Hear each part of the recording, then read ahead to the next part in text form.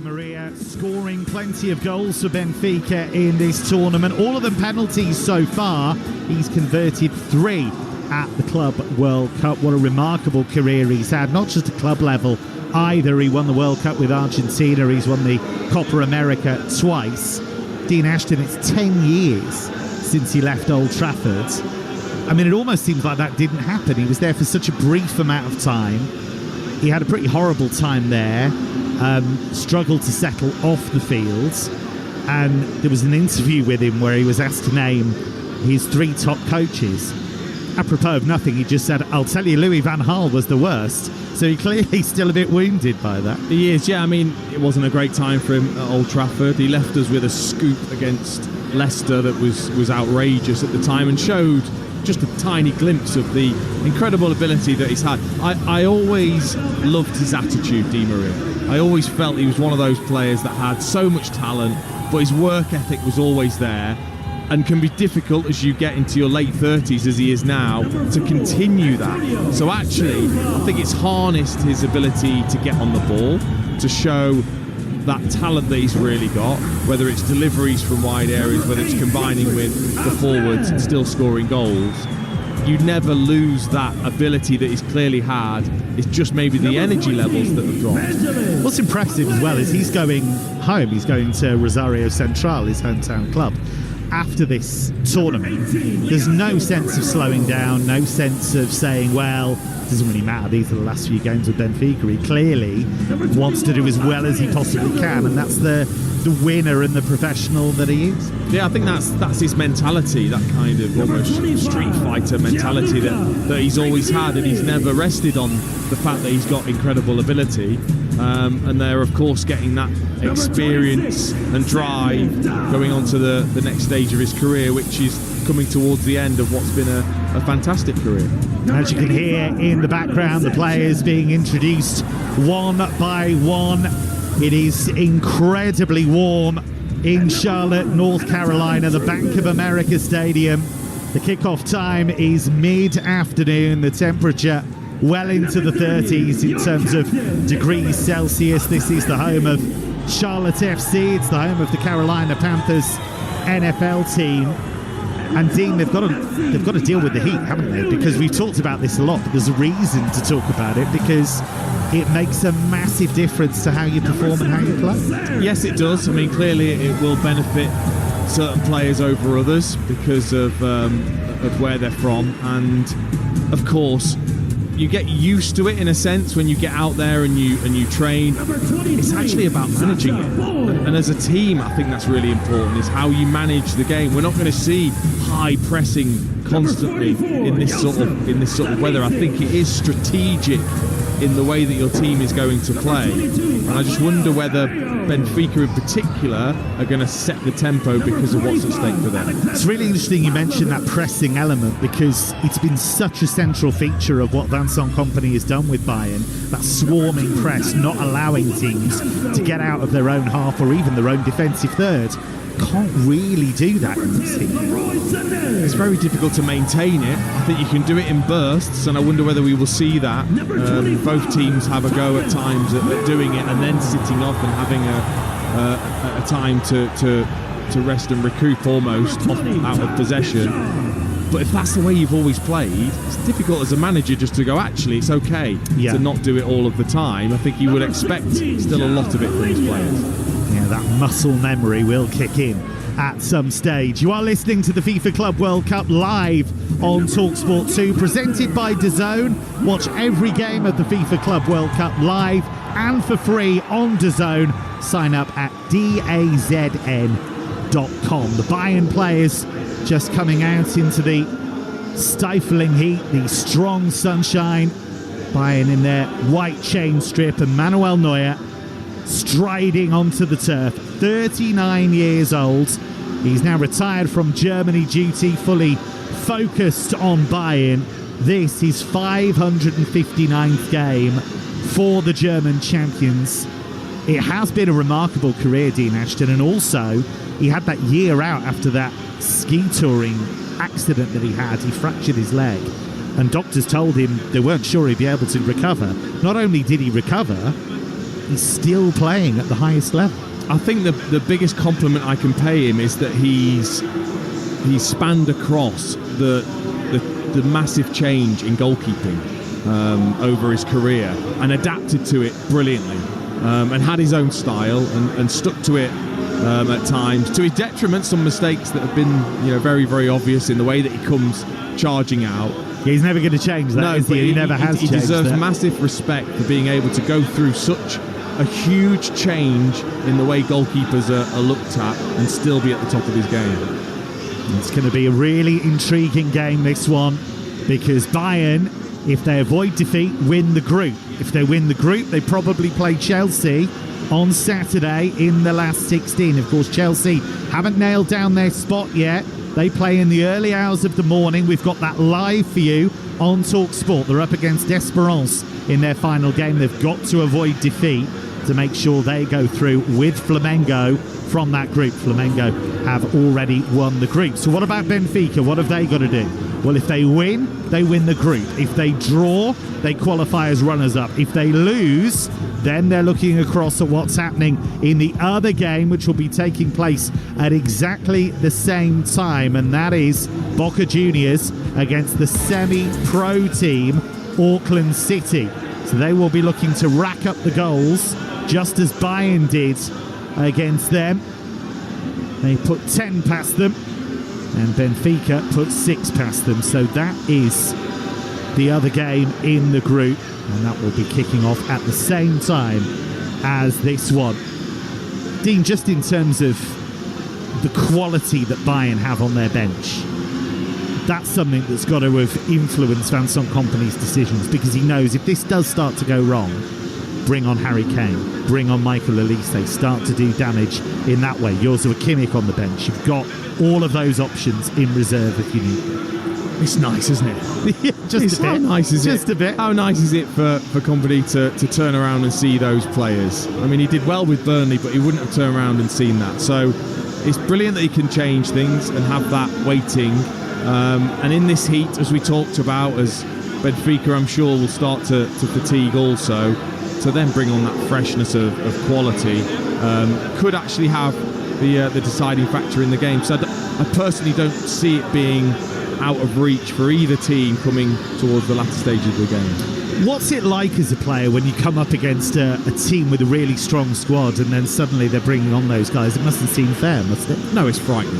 It is, but you're just glad they're not starting. That's the big plus, I'm sure. So here we go then, just seconds away from kick-off. It'll be Bayern in their all-white chain strip, playing from right to left as we look at it, who will get the game underway. Benfica in their traditional reds, attacking the goal away to the right-hand side, and Manuel Neuer launches long. No Harry Kane in the starting lineup for Bayern in Charlotte, and no Michael Olise either. They're being kept in reserve by the German champions, who regained their title in the season just gone.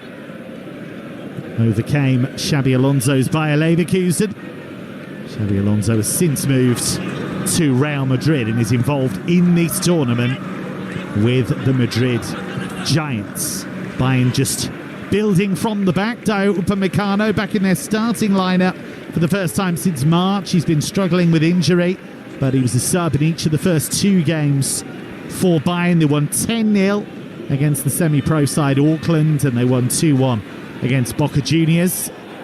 Ball played out towards the right, and Leroy Sané can't quite force it infield first time around, but picks it up on the second occasion, but then is dispossessed by Leandro Barreiro. And then good work on that far side by Andreas Schelderup. 7 changes for Bayern, 4 for Benfica. Understandable when you think of the physical demands at the end of a long domestic season. Yeah, of course, and what won't change, that's for sure, is the possession-based style that Kompany likes to see from his team, and dominated in the Bundesliga. And already in this game, they've got a good foothold on the ball. Paulinho already looking to drop in between the 2 centre-backs, really open up the wide spaces there for Bowie and Guerreiro. Voice there of the former Premier League and England striker Dean Ashton, alongside Kevin Hatchard for this one. Live and exclusive on Talksport 2 as Bayern work it back into their own half. Manuel Neuer, who missed a chunk of the season just gone because he was celebrating a goal against Bayer Leverkusen in the Champions League. He ended up damaging a muscle, sat out for a few weeks. The youngster Jonas Urbich took his place. It's rather embarrassing, isn't it, if you can't quite have the sprint to celebrate a goal and the muscles go, but he is 39 after all. Bayern try and build down the left-hand side. Too long for Serge Gnabry, though. Goes out for a Benfica goal kick. 2.5 minutes gone, 0-0. I wouldn't be admitting that. I know. I know I wouldn't. Not a chance. Did it in training or something like, yeah, it was always weak. It was weak going into the game. Yeah. Something to do with that. Yeah. Long drive downfield by the Benfica goalkeeper Anatoly Trubin, who is 16 years younger than his opposite number, but still racking up the games. It's his 98th for Benfica tonight, the Ukrainian international. Here is the long-haired Boe for Bayern, the right back just inside the Benfica half on the far side as we look at it. The Bayern right, but he's lost possession, a player that's been plagued by injuries really since he joined Bayern from Galatasaray. And Renato Sanchez just works it very calmly back to Trubin. Renato Sanchez, who played 15 games for Swansea earlier in his career. He had a very disappointing spell with Bayern as well. Moved to Bayern too early, I think, is the truth of it. Here's Stanisic, who's picked Benfica's pocket, finds Zane, and now Müller in the penalty area on the right-hand side. Curling cross to the far post, and that's dealt with by Antonio Silva, who nods it behind for a Bayern corner. Bayern threatening early on. Yeah, and that's the pressing as well from Bayern Munich. Stanisic brilliantly spotting the pass and intercepting, putting Zane away. I thought he was looking for the shot. He put Müller slightly wide, and then the cross was poor, really. Lucky to end up with a corner from it. Bayern on a 9-match unbeaten run in all competitions. Last defeat was in the Champions League in early April. They've won 6 of their last 7. It'll be Serge Gnabry, former Arsenal player wearing number 7, to take the corner. Plays it in right-footed. That's headed away strongly by Antonio Silva. Gorgeous first touch by Zane. In the inside right channel, moves into the penalty area. Tries to feed it infield, but Benfica have enough red shirts back there to deal with the danger, and the ball eventually put out of play by Upamecano, who is a player that Vincent Kompany absolutely put his trust in at the start of last season alongside Min-Jae Kim. He said, you're the guys that are going to allow me to play the kind of football I want to play. You're going to have to defend 50 metres from your own goal at times. And by and large, Upamecano and Kim got the job done. But Kim not in the lineup for this one. Here is Stanisic. He rolls it forward down the left-hand side to Guerrero, the former Dortmund left-back. He's given it away though, and now Angel Di Maria with his first chance to charge forward. It's been a slow start for Benfica in the opening 5. Yes, it has. They've sat deep and allowed Bayern Munich to have the ball. Certainly Upamecano and Stanisic, Paulinho have had plenty of touches. I guess they're going to have to accept that Bayern will have the bulk of possession. Benfica have faced Bayern 13 times in their history. They have never won.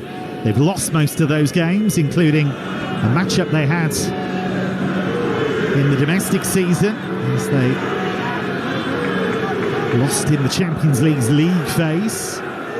Guess we're calling that last season now, aren't we? It's still very confusing. Is it still this season? Is it last season? I'm counting it as last season. And they lost 1-0, a Jamal Musiala goal, the difference. Headed forward by Barreiro, scored twice in Benfica's 6-0 win against Auckland City. They opened up with a comeback against Boca Juniors, 2-2 draw. They were in big trouble in that game, 2-0 down at one stage. Now there's a bit of room to manoeuvre for Prestiani. Argentinian youngster finds Di Maria, moves it on his left foot, thinks about the shot, changes his mind, works it to Schjelderup. Left edge of the penalty area, his cross is blocked, and that's going to be a corner to Benfica, and that was much better from the Lisbon side. Yeah, that was excellent. Renato Sanchez it was that was driving through midfield, that classic run that he makes past midfield players. Prestiani to Di Maria. The only surprise was Di Maria didn't shoot. It opened up beautifully for him on that left foot, and he turned it down. It'll be Schjelderup to take the corner from the left-hand side. Good shape on that. It's just over the head of Vangelis Pavlidis at the near post, and Bayern able to clear it. And now Gnabry plays it forward towards Sané, and it was good cover in the end and needed to be from Samuel Dahl, the left back for Benfica. Had he not got there, Bayern were away. And now Benfica trying to make some space inside left channel, and a rather clumsy challenge, truth be told, and that's going to be a free kick for Benfica inside left channel. Upamecano the offender, and it's 0-0 with 7.5 minutes gone. Yeah, just a panic challenge really from Upamecano. Lovely little switch from Di Maria. Upamecano just putting his hand across and catching the face of Di Maria. It's good to see Upamecano back. Must be difficult though when you're injured, and when you get back they've bought a new centre back in Jonathan Tah. Jonathan Tah, yeah, so but of even more competition. I think if you're at Bayern, you get used to that, Yes. don't you, really, having to fight those battles. It'll be Di Maria to take this free kick from the left wing, right about 10 yards inside the Bayern half. Here it comes, left-footed, curled towards the far post. It'll reach Barreiro. Barreiro's first touch was rather ragged, but he's won it back from Boé. Room for manoeuvre. He finds his man on the edge of the area, Prestiani, back to Renato Sanchez. His curling cross is poorly cleared by Sané, and it's sat up nicely and brilliantly turned around the far post by Manuel Neuer. It was Di Maria's effort. He was skidding towards the bottom corner, and Neuer, outstretched left hand, touched it around the upright. Yeah, it's a decent strike from Angel Di Maria. It's a poor clearance that falls straight to him outside the area. It's a more difficult chance than the one he would have had if he'd have taken the shot earlier, but he caught it really well and skimmed off the surface. And I think because of the defenders in front of Neuer, he waited right till the last second to get that left hand away. Good spell for Benfica this. It'll be Di Maria to take, left-footed. He takes the low road, goes short to Prestiani, back to Di Maria, an Argentinian link up there. Renato Sanchez with the shot deflected, and the deflection took all the pace off it, and the ball just looped up in the air and into the grateful grasp of Manuel Neuer, who bowls it out quickly to the left-hand side. And Serge Gnabry, who has dismissed media reports that he could leave the club in the summer, says he still feels very much valued by Vincent Kompany. If you're going to have a decent career at Bayern, you've got to be a survivor. You know you've got to hit top level pretty much all the time, and to be fair, Gnabry has done that for Bayern. He's regularly been a player who's in double figures in terms of goals. The only time that hasn't happened is when he's been injured. Yeah, exactly, and what a role model to look up to in Thomas Müller. You can see that longevity that you can have at a top club and have the success that goes with that. Müller's longevity off the scale. He is on to his 754th Bayern appearance tonight. He's played his whole club career with the Bavarian Giants. He's part of an exclusive club to have played 750 times for the same club. Likes of Francesco Totti, Paolo Maldini, Ryan Giggs, of course, did it for Manchester United. There aren't many. Here is Boé, works it down the right-hand side for Leroy Sané, who's leaving the club soon. He's off to Galatasaray, but he's still contracted to Bayern, so they brought him along. Every time he plays, Galatasaray will be crossing their fingers that nothing goes wrong. Of course, that has happened to him before. He was going to go to Bayern before he did, but got injured for Manchester City playing in the Community Shield and was out for a year. Here's Stanisic forwards for Bayern, finding Gnabry. It's kept alive in midfield by Pavlovic, who had to stretch. And now the ball played over the top towards Sané, and even he's not that quick. He's not going to get there. 11 minutes gone in Charlotte, North Carolina, here on Talksport 2. And it is Bayern 0, Benfica 0. Yeah, and despite their dominance with the ball, to really create anything, Bayern Munich, whereas it was a good save from Neuer to deny Angel Di Maria for Benfica. No goals in the other game, by the way, between Auckland City and Boca Juniors. That will only be an issue, that game, really, if Benfica lose. Here is Müller, that famous number 25 on his back, inside right channel. He did want to stay at Bayern, but they didn't offer him a new contract. And so he is moving on. Whether that's to retirement or to another club, we shall see. Foul on the edge of the Benfica box there by Pavlovic on Renato Sanchez. Pavlovic, a player who's come through the Bayern youth ranks. He's only 21, joined the club at 7. And it is very important for Bayern to bring those guys through their youth ranks, just as they did with Thomas Müller many years ago. Forward by Trubin, the Benfica goalkeeper, all in yellow. This evening UK time, of course, it's mid-afternoon in Charlotte. And it's nice work from Renato Sanchez, who works it to Angel Di Maria, who's got space to run into. Inside right channel, finds Auersness on the right-hand side. Good cross into the box and swept in. Fabulous finish. Schjelderup coming in on the far post, but it was a great run by Auersness down the right in the first instance. And it is Benfica who strike first. Bayern stuns. And a fine goal from Andreas Schjelderup makes it Benfica 1, Bayern 0. Well, they've already had joy in wide areas, Benfica, and they work it brilliantly down that right-hand side. Angel Di Maria bursting away, waiting for the right moment. Auersness just played it in. It was missed by Prestiani. And there was Schjelderup. He took his time, he didn't rush things. He took a couple of little steps towards the ball and then just tucked it away past Neuer. Maybe not the cleanest of strikes, coming off the heel really, but avoiding Neuer to give Benfica the lead. Remember, if Benfica win, they win the group. Bayern have already qualified regardless of what happens in this game, but they will not want to go into the last 16 off the back of a defeat. And if they do lose this game, they'll play Flamengo in the last 16, and they've been in pretty good form of late. They hammered Chelsea. By number 21, Andreas. So Andreas Schjelderup with the opening goal of the game. First goal since October for the Norwegian youngster. It's a pretty good time to end that goal, Trey. Yeah, he was happy about it, wasn't it? I mean, it was just a great ball across, causing problems with the clever run of Prestiani. As it missed him, Schjelderup just made sure, like I said, it wasn't the perfect strike, but going through the defender's legs and well placed past Neuer. Bayern will not win the group if they lose. They don't lose many. In truth, they've been in good form of late. They've lost a handful of games across the domestic season, but they were beaten in the Champions League in the quarterfinals by Inter, who went on to reach the final. Vincent Kompany in his first season as Bayern boss, given a pass really, in the sense that winning that league title back was the most important thing. It was mission accomplished in that regard.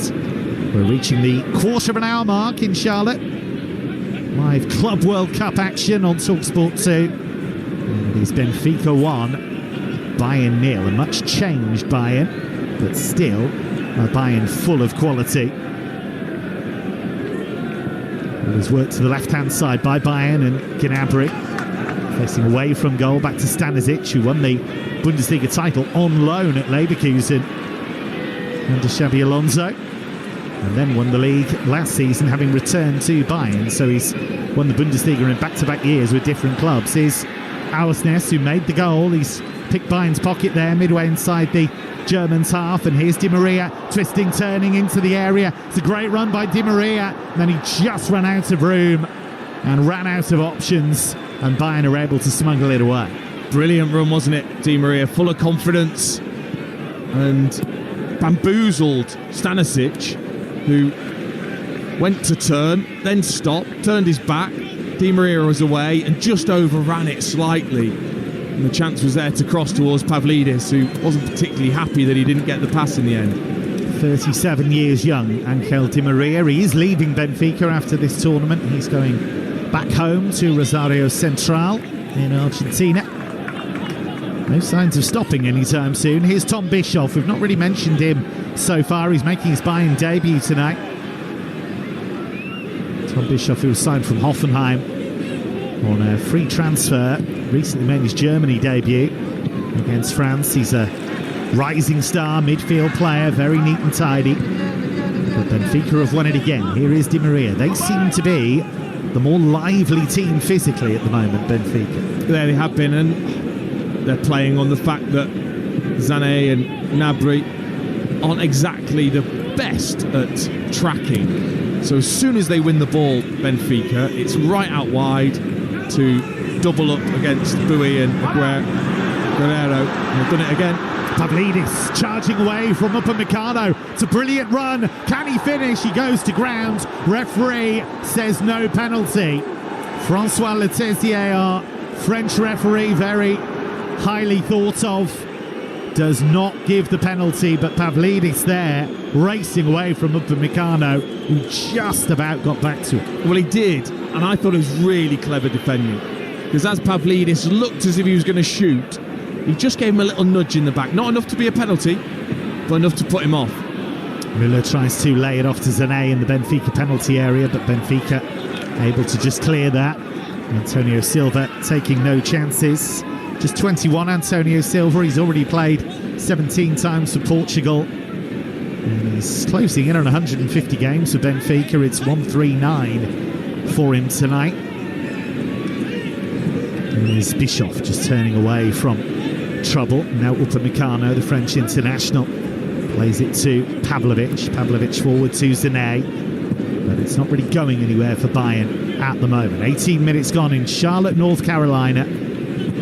The Club World Cup, and it's Benfica 1, Bayern 0. As things stand, Benfica will win the group, and they could face Chelsea next. Yellow card is shown to Renato Sanchez. Nicolas Otamendi coming across to plead the case as captain, but referee was adamant that that should be a yellow card for Renato Sanchez. A rather clumsy challenge. Yeah, he just stepped in, didn't he, towards Thomas Müller, and it's just the way he oversteps right onto the top of the foot and ankle of Thomas Müller.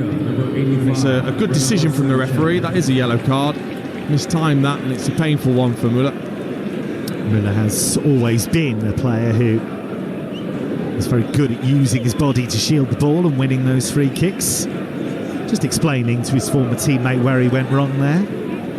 He's never short of a word. Müller, he's known as Radio Müller in Germany.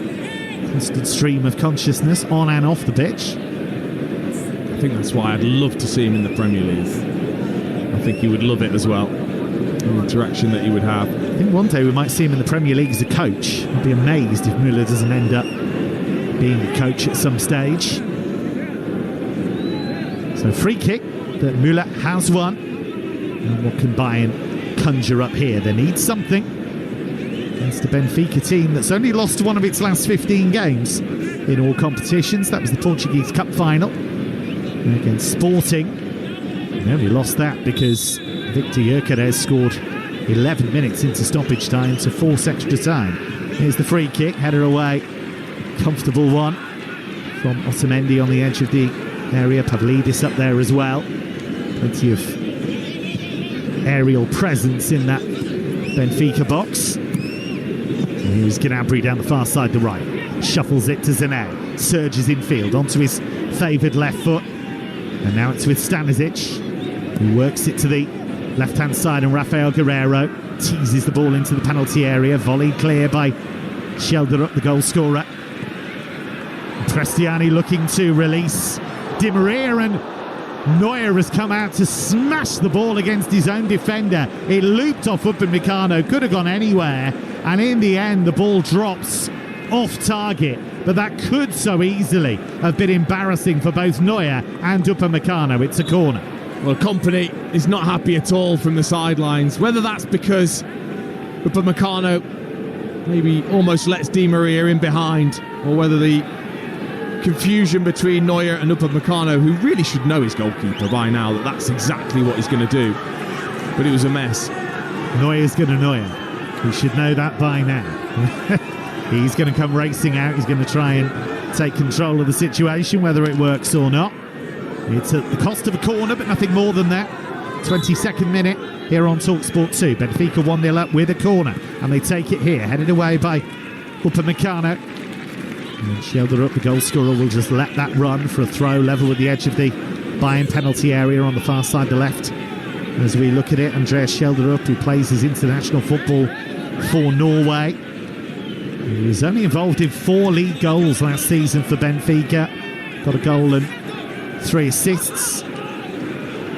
There is Renato Sanchez working it infield to Prestiani, who's had plenty of the ball. He's only 19, signed from Vélez Sarsfield, the Argentinian club. And they work it all the way back into their own half, Benfica. They've looked pretty confident for a team that's never beaten Bayern in their entire history. They're certainly not showing any signs that they're nervous here. No, and I think they've probably taken a bit of a boost actually from the lineup for Bayern Munich. I feel like they can make the most of that, take advantage of that. Certainly they have done. As soon as they've won the ball back, and Bayern have been a little bit sloppy in possession, they've really pounced on the spaces that are left there by the Bayern defence. Ball work back to Pavlovic, 5 yards inside the Benfica half, inside left channel for Bayern. Pavlovic, who has a lovely ease to his game, great passing range, just keeps the ball moving, but he's a lovely technical player as well. He scored a wonderful volley last season against Bayer Leverkusen in a big game. Bayern just trying to tease Benfica's players out of position, but the heat's clearly having an impact. It's not the high-octane Bayern we used to seeing. They're usually such a front foot side. They've been full of goals. They've scored 150 times in Vincent Kompany's 53 matches. Scored 5 goals or more 8 times since he took charge. That's been a phenomenal record. Here's Bischoff picking up a loose pass 25 yards out, went for a pot shot, but that was excellently blocked. I think just a sense of trying to make something happen there, Tom Bischoff. Yeah, I think so. If that opens up, why not? Of course, that position that he's playing just in behind Thomas Müller means if the space is there to strike, he will do. You sort of think in this heat it would be difficult to not have the ball, but actually just keeping a decent shape. They're not having to shuffle too far, Benfica at the moment. Bayern not really looking to switch very quickly. Benfica were the best of the rest in Portugal in the season just gone. They finished 2 points behind Sporting in the title race, losing out on the final day. As I say, also lost that Portuguese Cup final to the same opponents, who managed to shrug off the mid-season defection of Ruben Amorim to Manchester United. Still managed to do a double offside against Bayern here. On that far side, the Bayern right. You are listening to the FIFA Club World Cup live on Talksport 2, presented by DAZN. Watch every game of the FIFA Club World Cup live and for free on DAZN. Sign up at dazn.com.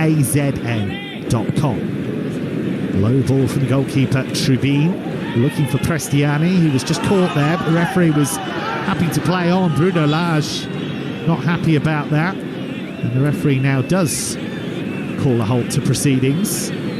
But Prestiani, we've seen, he's only 19, but he's getting involved, he's coming deep, he's linking the play really nicely. Yeah, I think he's confident in his ability, that's for sure. But it's a big step for him. It's some big game time for him to consolidate his place in the team, be part of it, ready for next season. He's only scored once for Benfica, that was in the Cup semi-finals against the lower league team, Tirsensi. A lot of the Benfica youngsters ended up playing in the second leg of that semi-final after they'd won the first leg handsomely. Bruno Lage, who's always had a reputation for bringing through young talent, able to shuffle his pack. Bruno Lage, who had a disappointing spell as the Wolves manager. Truth be told, he led the team to 10th in his first season back in 2022, but he only lasted until October the following campaign. He blamed the injury crisis for the team's poor form. Pretty much every striker they had was injured at the time. Here's Guerreiro in a central area for Bayern. We often see that, the full-backs moving into central areas for Bayern, but nothing came of it, and Benfica are able to clear. And what I think will dismay Vincent Kompany at the moment is that Bayern aren't really opening Benfica up at all. No, they're not. And I think they're being physically overpowered, certainly in the middle of the pitch. I think because Paulinho's sitting so deep, Pavlovic and Bischoff are just being shrugged aside, mainly by Renato Sanchez. As part of his game that's always been excellent is that hounding and then physicality to win the ball back. It's hard not to feel sympathy for Renato Sanchez when you think of all of the praise that he was given when he burst onto the scene with Benfica and with Portugal. He was seen as one of the top stars of the game, but had that embarrassing spell at Swansea where he became famous for passing straight to an advertising hoarding rather than a player, and couldn't quite shake that. Went to Bayern too early in what was quite a chaotic time for the club anyway in general. But he's played for some top clubs in his time, and he's looked nice and sharp in this tournament so far. There is a great player in there. It's all been about him staying fit and staying sharp. He certainly looked that recently. Bayern with plenty of possession here down the right-hand side, but Boe cut off by Samuel Dahl, Swedish international, just 22, the left-back. Signed permanently after what was a successful spell on loan from Roma. And he's at left-back today. Alvaro Carreras, the usual left-back, is suspended. It's a poor ball from Gnabry into the penalty area. He was hoping for players to aim for, but nobody was on his wavelength, and then Bayern give away a free kick on the edge of the Benfica penalty area. 28 minutes on the watch. Benfica 1, Bayern 0. Yeah, it was good defending by Dahl, but then he just played it in towards Schelderup, who did well to get his body in the way as Bowie tried to intercept. And of course, as you would expect, Renato Sanchez stepped over to the referee and just said, "I'm still here with a yellow card. Where is yeah, where's the justice, ref? Where's the justice?" Yeah, it was really smart from Schelderup actually, because as you say, Dahl had played him into trouble, and he pulled out what I'm starting to call the Lewis Skelly, because Miles Lewis Skelly is amazing at that, being able to use his body, shield the ball and win free kicks when he's in trouble. Rarely seen a player who can do it with the consistency that he can. Such a smart footballer at such a young age. Here is Boe, right back for Bayern. Works it in fields, but it's all a bit laborious from Bayern. Michael Elise on the bench. Harry Kane on the bench. Joshua Kimmich on the bench. Big decisions made by Vincent Kompany, and so far not paying off for his team. But here's Gnabry. Plays it in field, but that was a loose touch by Bischoff, who's not quite on the same wavelength as his teammates. Why would he be? He's only just joined the club. And then free kick given away by Gnabry, and that'll be another quick dart of the eyes from Renato Sanchez towards the referee. Yeah, of course. I tell you what, they've done very, very well, Benfica, especially in the middle of the pitch. If there's been one loose touch or pass, they've been excellent. They've won it straight away. That energy right in the middle of the pitch has been superb, and it's just stopped every attack that Bayern have had without them being able to really build any momentum with their attacks. Players just coming to the sidelines for a cooling break, and quite right too. It is sweltering heat in the Bank of America Stadium. Opportunity for me to tell you about live games we've got coming up for you from the Club World Cup on the Talksport network. 2 a.m. in the morning, so just a few hours away.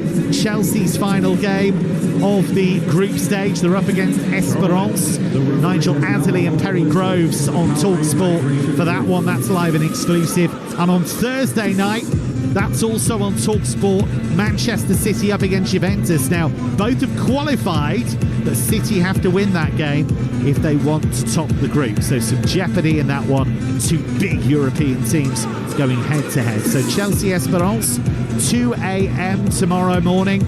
That's Nigel Adderley and Perry Groves on Talksport. And then Thursday night, we've got Manchester City against Juventus. Players just cooling down in any way that they can. What's the hottest temperatures you played in, Dean? I'm not talking about golf on holiday. I'm talking about football. No, I think it was certainly mid-30s in Trinidad and Tobago. I was away with England. That was incredible heat that I'd never experienced, certainly to play football in. And no wonder I was taken off after 45 minutes. Worst places to go though, right? Of course. Port of Spain, superb. Lovely stuff. As away trips go, that's a bit of a doozy.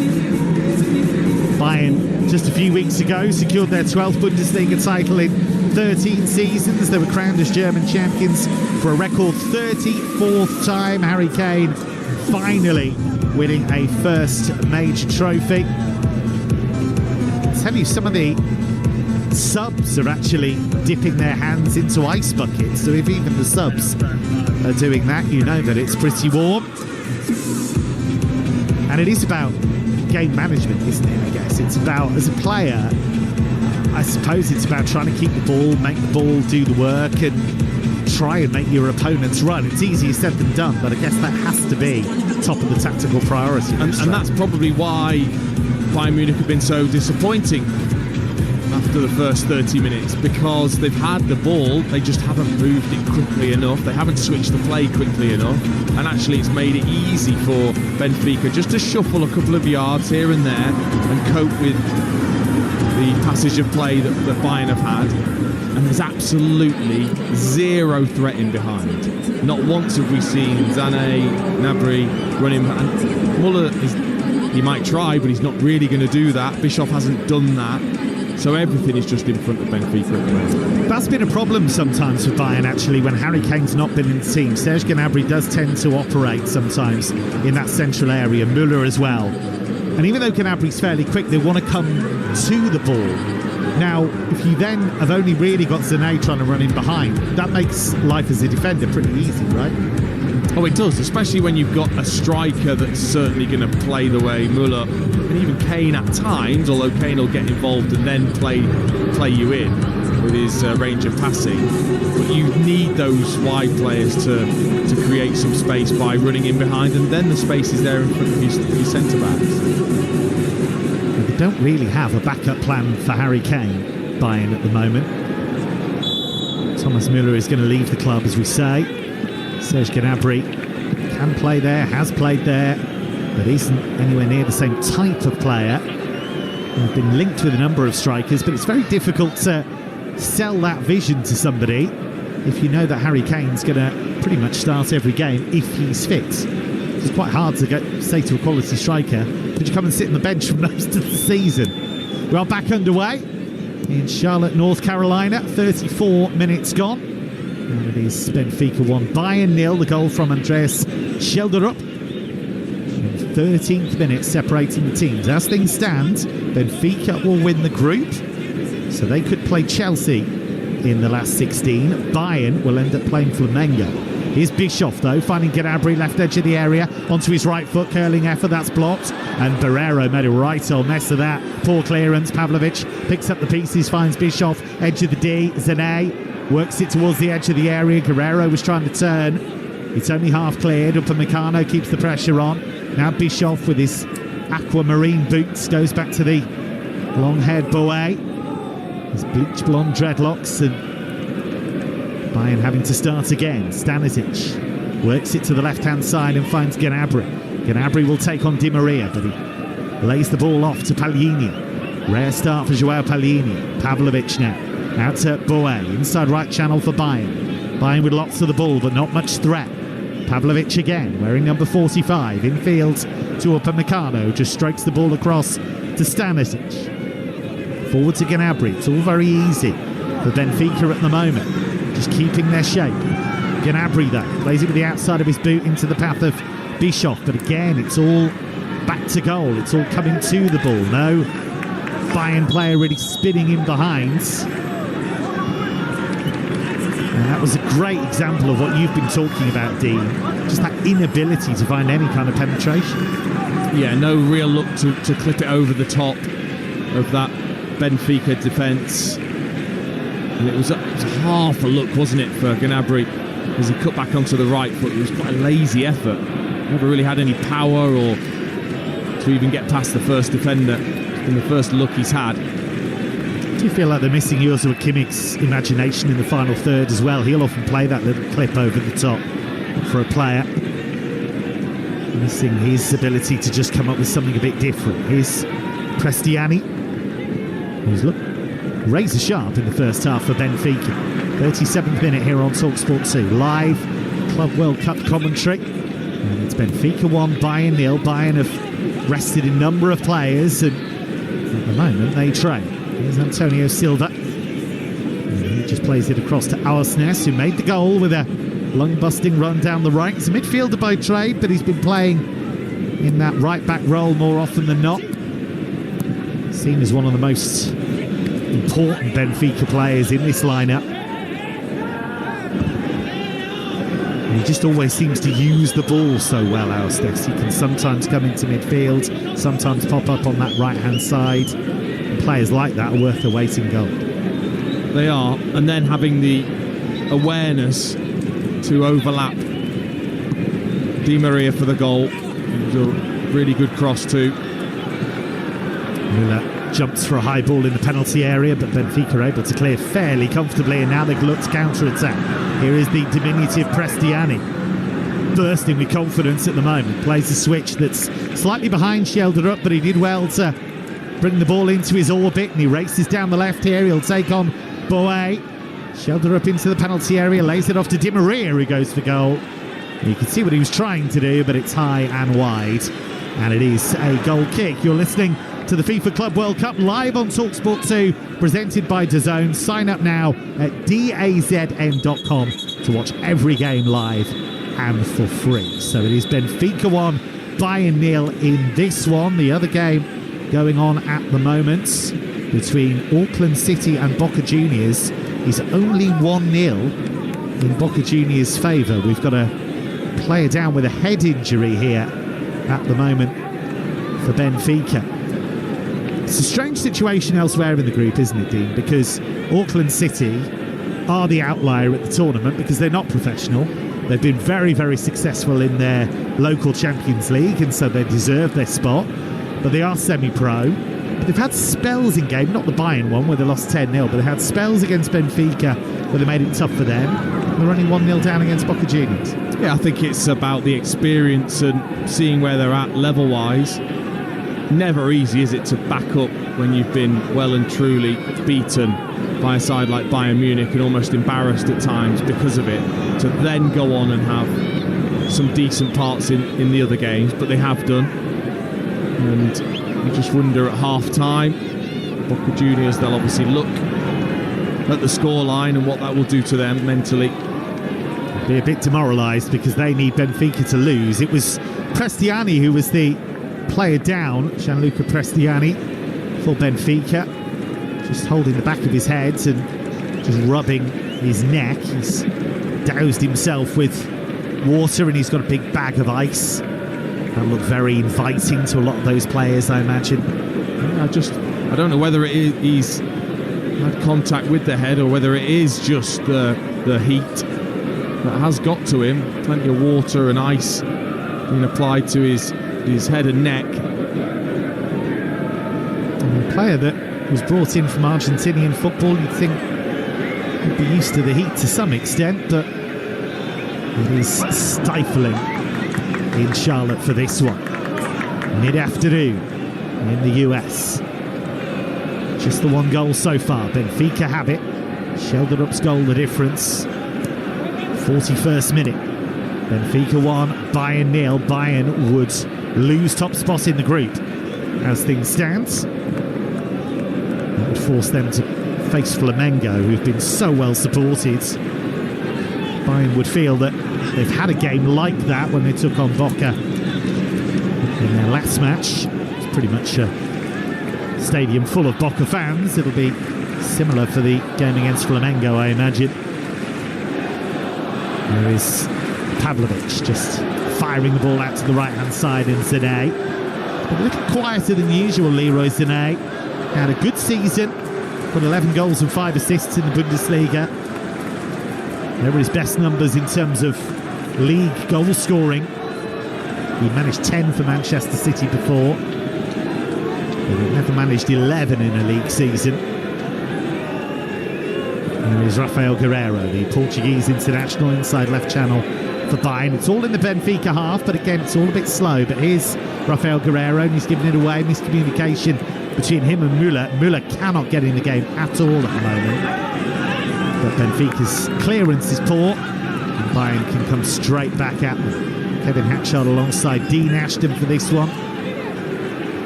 There's Serge Gnabry, left-footed cross. Nobody coming in at the far post, and there was a foul there on Otamendi, and Benfica can just breathe a sigh of relief. Yeah, it was actually a really good cross from Gnabry from that left-hand side. He didn't waste any time. He really did whip it in with his left foot.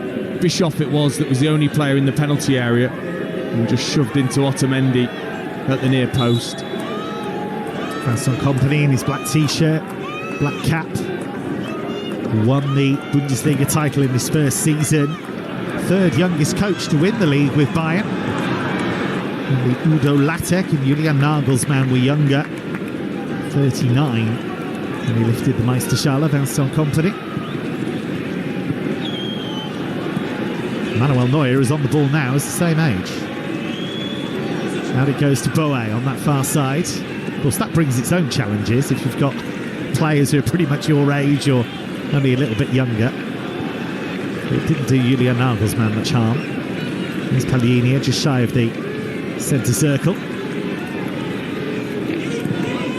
Carlos Cuesta, the former Arsenal assistant, just taken over at Parma. He's 29. Here's Boe down the right-hand side, runs out of room against Dahl, wins a throw, but nothing more than that. Down with the corner flag on the far side, the right. As we look at it for Bayern, they take that throw quickly. Trying to inject a bit of oomph into this. Bayern Munich. Worked in Germany for many years. I'm not quite sure what the German for oomph would be. Here is Gnabry, skips away from a couple of players and then cuts it back. And then Sané lifts the ball over the top from just inside the penalty area, but it was wonderful work from Gnabry, leaving players trailing in his way, cut it back, and Sané got it all wrong. Well, he has got that ability, Serge Gnabry, when he's in wide areas, that little bit of acceleration and dribbling ability. Our else thinks it's going out and it's not. Gnabry keeps it in, plays it back. There has to be somebody there really on the penalty spot to tap this home. Instead it goes all the way through to Sané, who lifts it high and wide with the curling effort with a player in front of him. Didn't feel like he felt that was going to get to him, Sané. And he reacted quite late, didn't he? Again, a bit like Gnabry's effort earlier, slightly lazy in the technique, not really getting over it and whipping through it. We're in the 45th minute and Bayern have not had a shot on target so far. This was not in the script for the Bavarian Giants. You've got to remember, it's a club where every draw is a disaster. So if you lose a game, then that's in the tabloids for days and weeks to come. Vincent Kompany knows that's the pressure he's dealing with, and he's made some big calls for this game. But he does also have some big names that he can bring off the bench. Upamecano inside his own penalty area for Bayern, finds Palhinha. It's not really happened for Joao Palhinha yet as a Bayern player. Yes, he won the league in the campaign just gone, but came to Bayern expecting to be a regular starter, but has often found himself as the odd man out, whether it's Kimmich and Goretzka ahead of him or Kimmich and Pavlovic ahead of him. And he's had some injury problems as well. We're going to have 4 additional minutes at the end of the first half. Sané running into Dahl, and Dahl has won it from him far too easily. From Bayern's point of view, here's Schjelderup. Down the left-hand side, cuts in field on his right foot, plays it across towards Prestiani. Prestiani was just shoved off the ball by Bischoff there, who's too strong for him. Di Maria picks up the pieces though, midway inside the Bayern half for Benfica. Here's Antonio Silva, just strokes that pass out to the shaven-headed Aursnes, wearing number 8. Feeds it in field to Renato Sanchez, good strength. Held off a challenge and wins the free kick. Bruno Lage, open-mouthed on the edge of his technical area, wanted that free kick more quickly. Yeah, they've done well, haven't they? Benfica just stifled Bayern Munich, been really good in the way they've intercepted, disrupted their play. Very rarely seen a team make Bayern look this toothless. Seen a lot of teams give Bayern problems at the other end, but it's very rare to not even concede a shot on target against them. And it's nearly half-time, and Benfica have this free kick. Angel Di Maria over it on the right-hand side, curling cross into the penalty area, and players were stretching at the far post and couldn't get there. Otamendi missed it, Leandro Barreiro missed it, and the ball goes behind harmlessly for a Bayern Munich goal kick. Yeah, it was a decent ball from Di Maria. Otamendi and Barreiro getting away, couldn't quite reach it. Just going back to Paulinho, you mentioned, such a change, wasn't it, from playing in a team like Fulham that constantly having to defend in games and maybe showing his qualities to a team that really doesn't need it that often and needs the ball playing. Here's today's curling cross into the penalty area towards Müller, who could not guide it on target. It bounced off his hip, he went to ground, didn't even appeal for a penalty, just didn't quite get to the pitch of the ball. Yeah, it was so difficult because it was a decent ball in from Zane, but it's right at that height where I think he might be trying to knee it in off the thigh, whether he could have taken it down. Such a difficult height to control, Thomas Müller, and he was facing the wrong way in the end. He'll be disappointed with that. It would have been a very Müller goal, actually. It's the kind of unorthodox effort that he's made work for him many, many times down the years. A player who has 250 goals for Bayern in his career, pretty much a goal every 3 games in his time with the German Giants. But he's part of an attack that's misfiring at the moment. And the underemployed Trubin, the goalkeeper, hammers it long looking for Di Maria, who suddenly appeared out of nowhere there. Upamecano just about caught him in his peripheral vision. We're into the final minute of stoppage time at the end of the half. Bayern, as things stand, are going to lose top spot. Do you expect changes from Kompany at half-time? Maybe not at half-time. Again, I think you want to give the respect to the players out there. Müller midway inside the Benfica half with his back to goal. He held off the challenge of Antonio Silva and he keeps Bayern in possession. A bit of room for Pavlovic, who just shuffles forwards. Now Boé. And Boé slides it towards Sané. Well read by Otamendi, the former Manchester City defender. Dealt with the danger really well there. And here's Pavlidis coming deep and doing a good job of linking the play, just very calmly. Played it to Auersness on the right. Final seconds of the first half in Charlotte. And it is Benfica who lead. And as things stand, they're going to win the group. And they could be Chelsea's opponents potentially in the last 16. Bayern have huffed and puffed in the North Carolina heat. They've not managed a shot on target so far. And at half-time, it is Benfica 1, Bayern 0. And Dean Ashton, it's probably about right, that scoreline, isn't it? I would say so. They've been really good on the counter-attack, Benfica, where they got the goal. And Bayern have been poor. You know, they've had plenty of the ball. And sometimes you have to make the effort to run without the ball and make unselfish runs to give others the chance to get on the ball and disrupt a defence that's been really calm and composed and organised, and they just haven't done it. Haven't done it enough. They haven't switched the play enough. With the amount of football that they've had, they haven't worked Benfica enough, and they've been comfortable because of it. And we talked about changes. I think he probably would like to. I just wonder whether he'll give these players a bit of a talking to at half-time in terms of what they need to change, and give them a chance to rectify that in the first 10 minutes of the second half. The other game has 1 goal in it at the moment as well. Boca Juniors 1-0 up against Auckland City. So as things stand, Benfica would win the group. Bayern would qualify as runners-up. You're listening to the FIFA Club World Cup live on Talksport 2, presented by DAZN. Watch every game of the FIFA Club World Cup live and for free on DAZN. Sign up at dazn.com. Online, on DAB+, and on the app. This is Talksport 2. FIFA Club World Cup live on Talksport 2, presented by DAZN. Watch every game of the FIFA Club World Cup live and for free on DAZN. Sign up now at dazn.com. CEF Live 25. What a show! George Clark was an amazing host, but it was all of you who made it incredible. Over 12,000 of you. So, as a thanks to everyone who attended, we've got a few surprises lined up. Connect with us on Insta, TikTok, Facebook, or any of our social media to keep up to date. And while we're at it, let's get started on making CEF Live 27 even bigger and better. We'll see you next time, and thanks again. CEF, your electrical experts. Car owners, you could be owed thousands in compensation.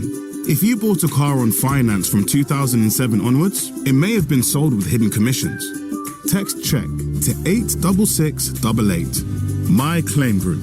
Authorized and regulated by the Financial Conduct Authority. You don't need to use a CMC. You can claim direct to your lender and the Financial Ombudsman for free. Text CHECK to 86688. Claims made simple. You could skydive out of a plane. Or swim with sharks. You might even skinny dip in icy cold waters. Or you could get that inexpressible high from incredible low prices. With up to 60% off in the IKEA sale. Shop our scorching summer sale now. IKEA, the wonderful every day. McDonald's burgers are prepared to order. And the patties are made from whole cuts of beef, sourced from farms across Britain and Ireland, with a pinch of salt and pepper, nothing else. There's not much else to say, really.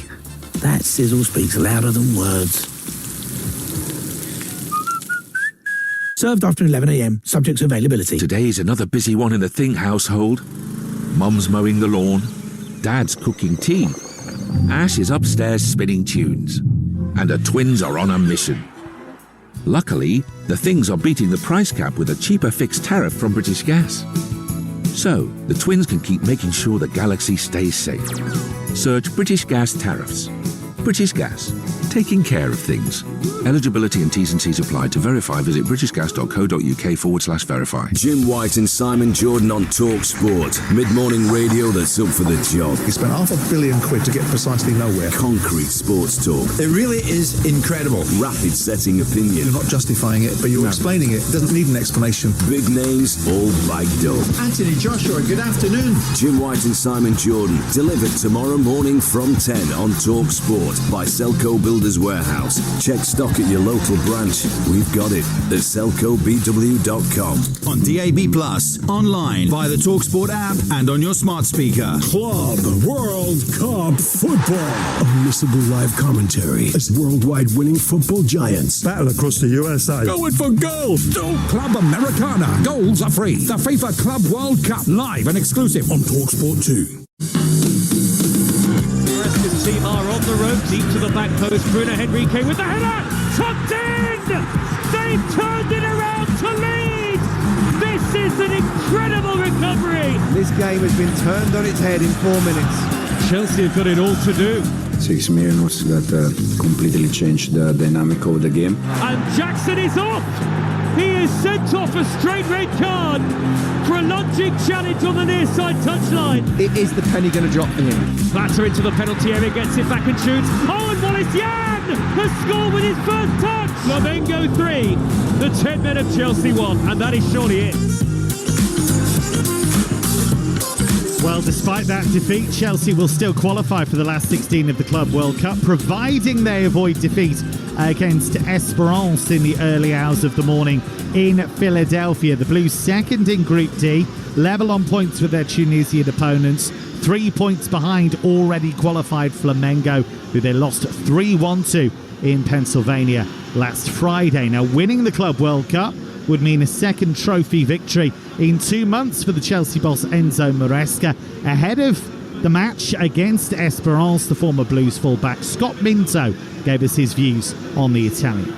Well, I certainly expect them to go and beat Tunis in the last game. The problem is that there's every chance that they'll be playing Bayern Munich in the round of 16, which obviously be tough. But you can turn around and say, well, look, in any knockout stage, you have to beat the big boys if you're going to win a competition. But yeah, it wasn't just the heat and humidity. It was just lack of concentration, just really poor goals to concede. And, you know, you 1-0 up, didn't play particularly well, certainly weren't the better side in the first half. But I'm sort of thinking, like, I'm interested in whether people want to sort of text in or whatever and give us their opinions. I'm getting the feeling that Enzo Maresca is very much Marmite still. And I think he's done a great job in terms of finishing fourth and also winning the Europa Conference League as well. But I do understand where some of the fans are coming from in terms of certain decisions he made. Like, you know, Reece James to me is a quality player and a world-class right back, but he's not a world-class centre mid. And I was saying at half-time, look, Romeo Lavia needs to come on. He can help control the game a lot more. And then 2 goals in 4 minutes, and you're thinking, well, are they going to bounce back from this? And of course, just a few minutes later, Nicholas Jackson does what he does. So that game between Chelsea and Esperance is at 2 in the morning tomorrow. Nigel Adderley will be alongside Perry Groves for that one live and exclusive commentary on Talksport. So well worth tuning in for that. Dean Ashton alongside me, Kevin Hatchard, for our game, which is Benfica 1, Bayern 0 at the moment. Let's look at Chelsea for a little while, Dean. Enzo Maresca, as Scott said there, has won the Conference League, has got Chelsea into the top 4, all done with a very young squad. But wonder how much that excuse washes when you think just how talented those youngsters actually are. Well, I said towards the end of the season that Chelsea finishing in the Champions League spots was an overachievement because of that squad and because of what he had to do at the start of the season. It's slowly calmed, I think, as the season has gone on. But I think he makes a good point in terms of Maresca being Marmite, and I think that's because of the performances. Sometimes you watch Chelsea and go, wow, they look terrific. You really see them as a top side. And then other times you think, what is this? It just... and those issues, I think, are partly having that younger squad, but partly still them getting used to exactly what he wants. I think it's quite rigid in what he wants to do and the way he wants to play, and it was a reason why, even though he got Leicester promoted, he got booed at times because of that style. And I think we'll see some changes, but we won't see a change in his style. We just won't. Nicholas Jackson got himself sent off. Obviously that happened against Newcastle as well towards the end of the Premier League season. So Liam Delap expected to start. Feels like a big opportunity for him to try and cement that place maybe ahead of the new season. Yeah, and look to really make a mark as well, coming in for big money. Obviously I don't think Nkunku will get the chance, and he'll want to make a statement, Delap, because actually it's an opportunity. All of a sudden Jackson gets a red card. This could be your opportunity again to show the manager, to show the supporters that come the start of next season, you should actually be the man that they turn to. You know what you're looking at in terms of strikers. What excites you about Liam Delap? What is he good at? What can he bring to this Chelsea team? Well, I think what impressed me most about his time at Ipswich was how dynamic he is, on and off the ball. But also, when you're in a struggling side, you have to show qualities when you haven't maybe got the service, and he showed a lot of that ability to take it in, that ability to run past players. I actually think that's something that could really benefit Chelsea when they come up against teams that will sit there, is having that player that it can go into and he can manoeuvre and muscle his way through, create a bit of space for the amount of talented players that they have. Well, 10 days into this Club World Cup, in terms of the overall view of the tournament, what stood out to you in a positive way? Well, the pros for me, and they always have been, and they go right back to when we had the controversy of Manchester United playing in it instead of the FA Cup. And I remember watching that and then playing Vasco da Gama and watching the likes of Romario and players I'd never seen before or understood how incredibly good they were. And it's the same with this competition, is you get to see players you wouldn't normally see. I think what's fantastic as well is for all the sides to see, teams get to play Boca Juniors that wouldn't normally, and those teams to play Premier League sides and to compare and see how they go up against them. I think that is actually invaluable for a competition like this, to really see and test the continents against each other. I think what's been really interesting as well is that you actually look at this competition, usually a lot of the time it kind of works for the European sides and it doesn't work for the South American teams. Actually, it's different this time around because the Europeans have had their full domestic season and they're running on empty. The South American teams are up and running. They're midway through theirs and they're thinking, finally, we've got the European teams where we want them. We've got all of these fans in the stadiums. This is our chance to shine, and they are taking it so very seriously. Well, they are, and you can see that with the fan bases that are in the stadiums for those sides. Some of the atmospheres have been absolutely terrific because of that, and they do have a great chance, I think, of progressing late into the competition, and we will see some casualties, some European casualties.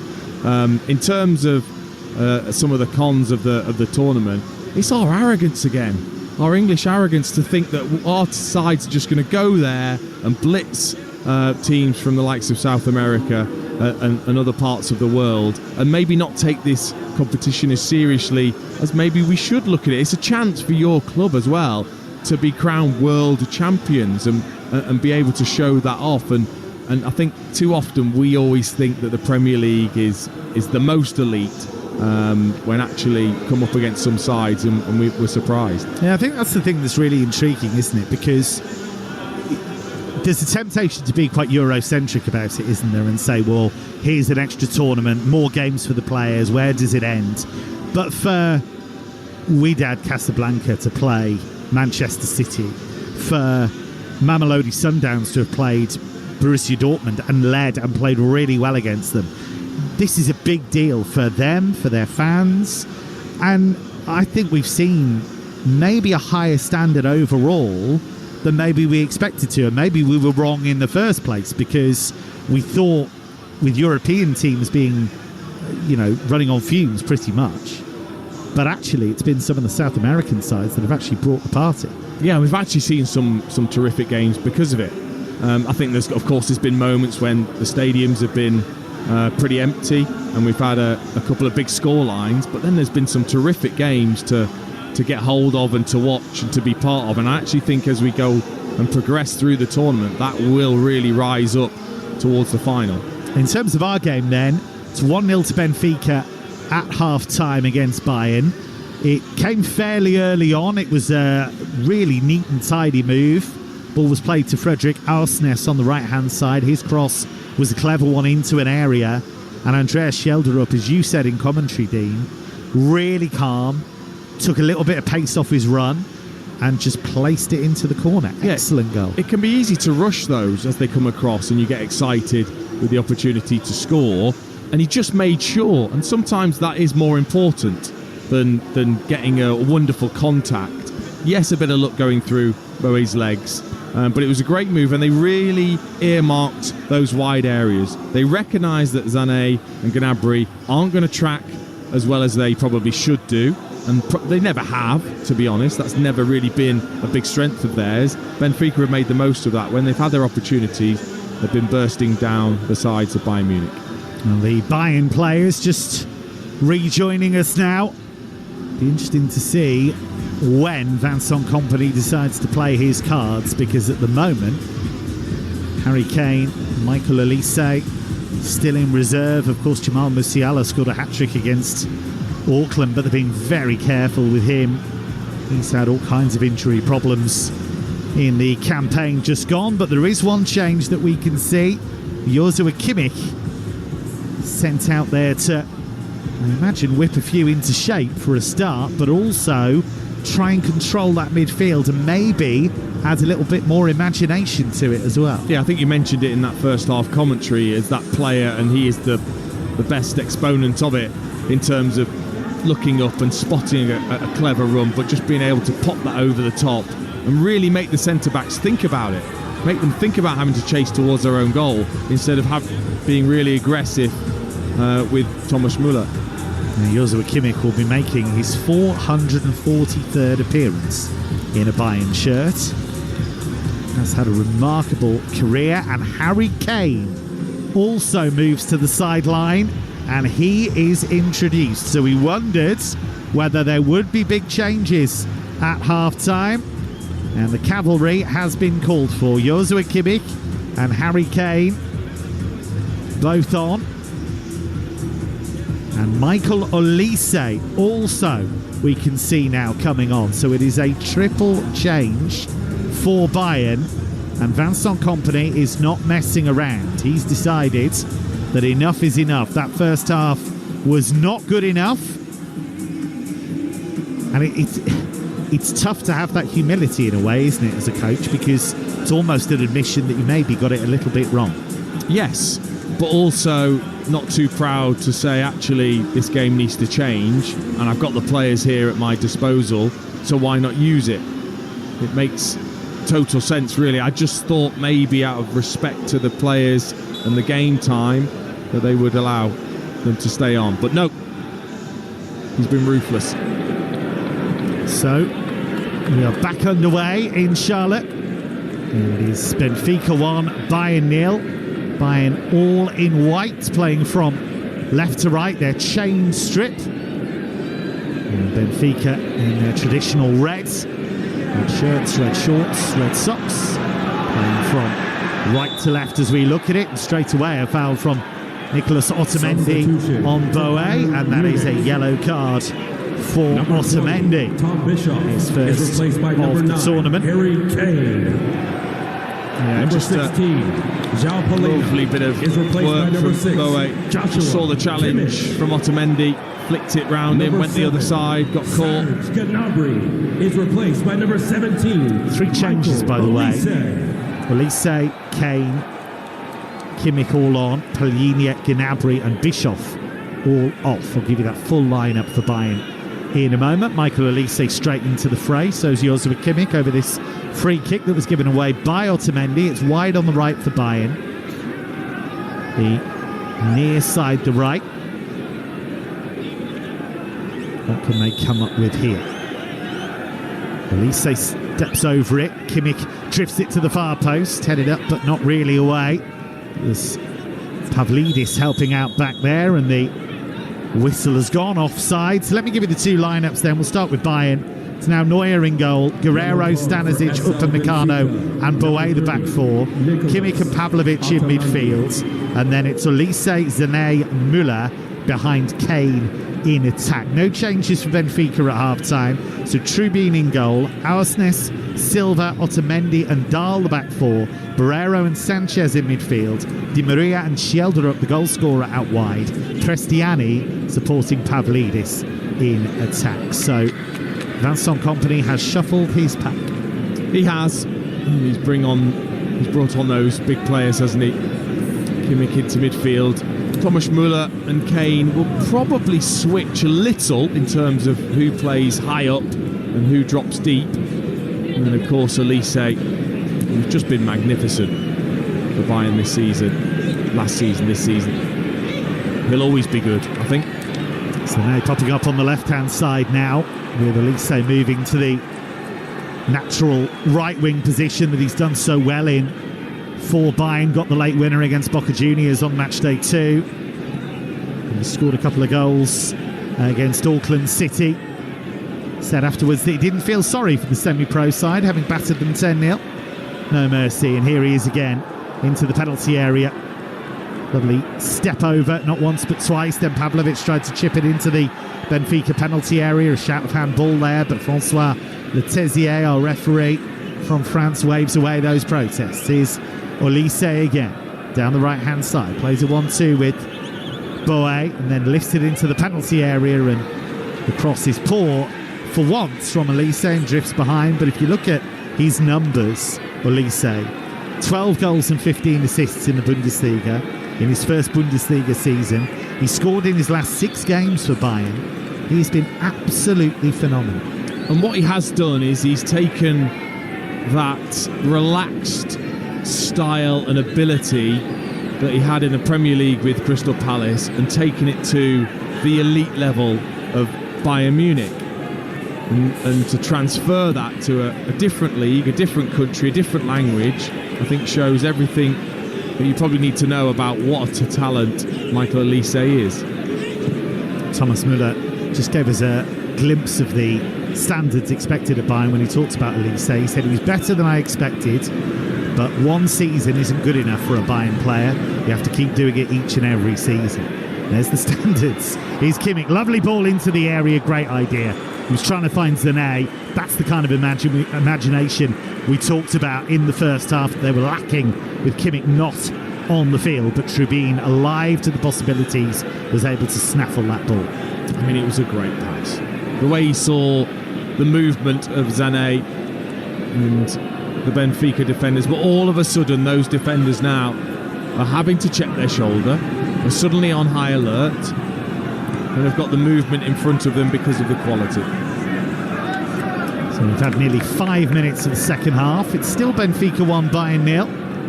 But Bayern have called for the cavalry. Harry Kane, Michael Olise and Josua Kimmich all brought on. Kimmich, who was pretty much an ever-present.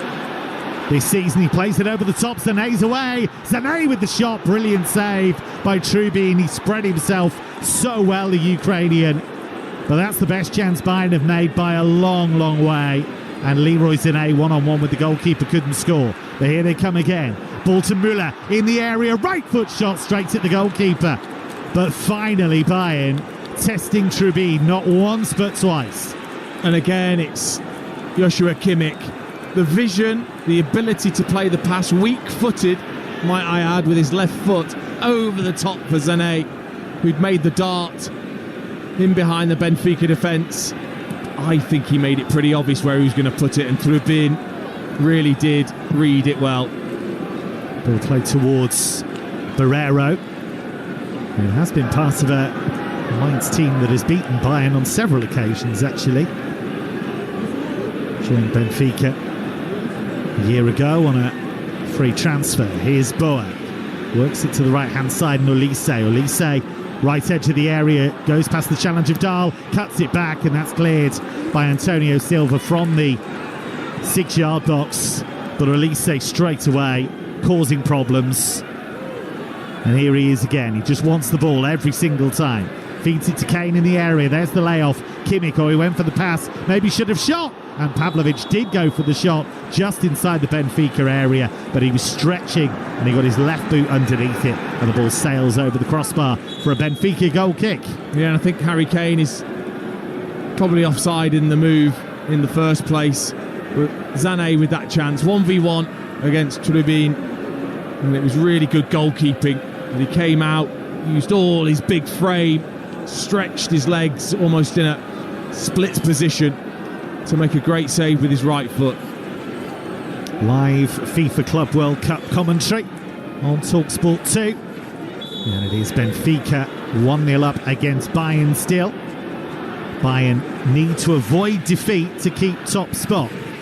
Benfica look as though they're about to make a change as well.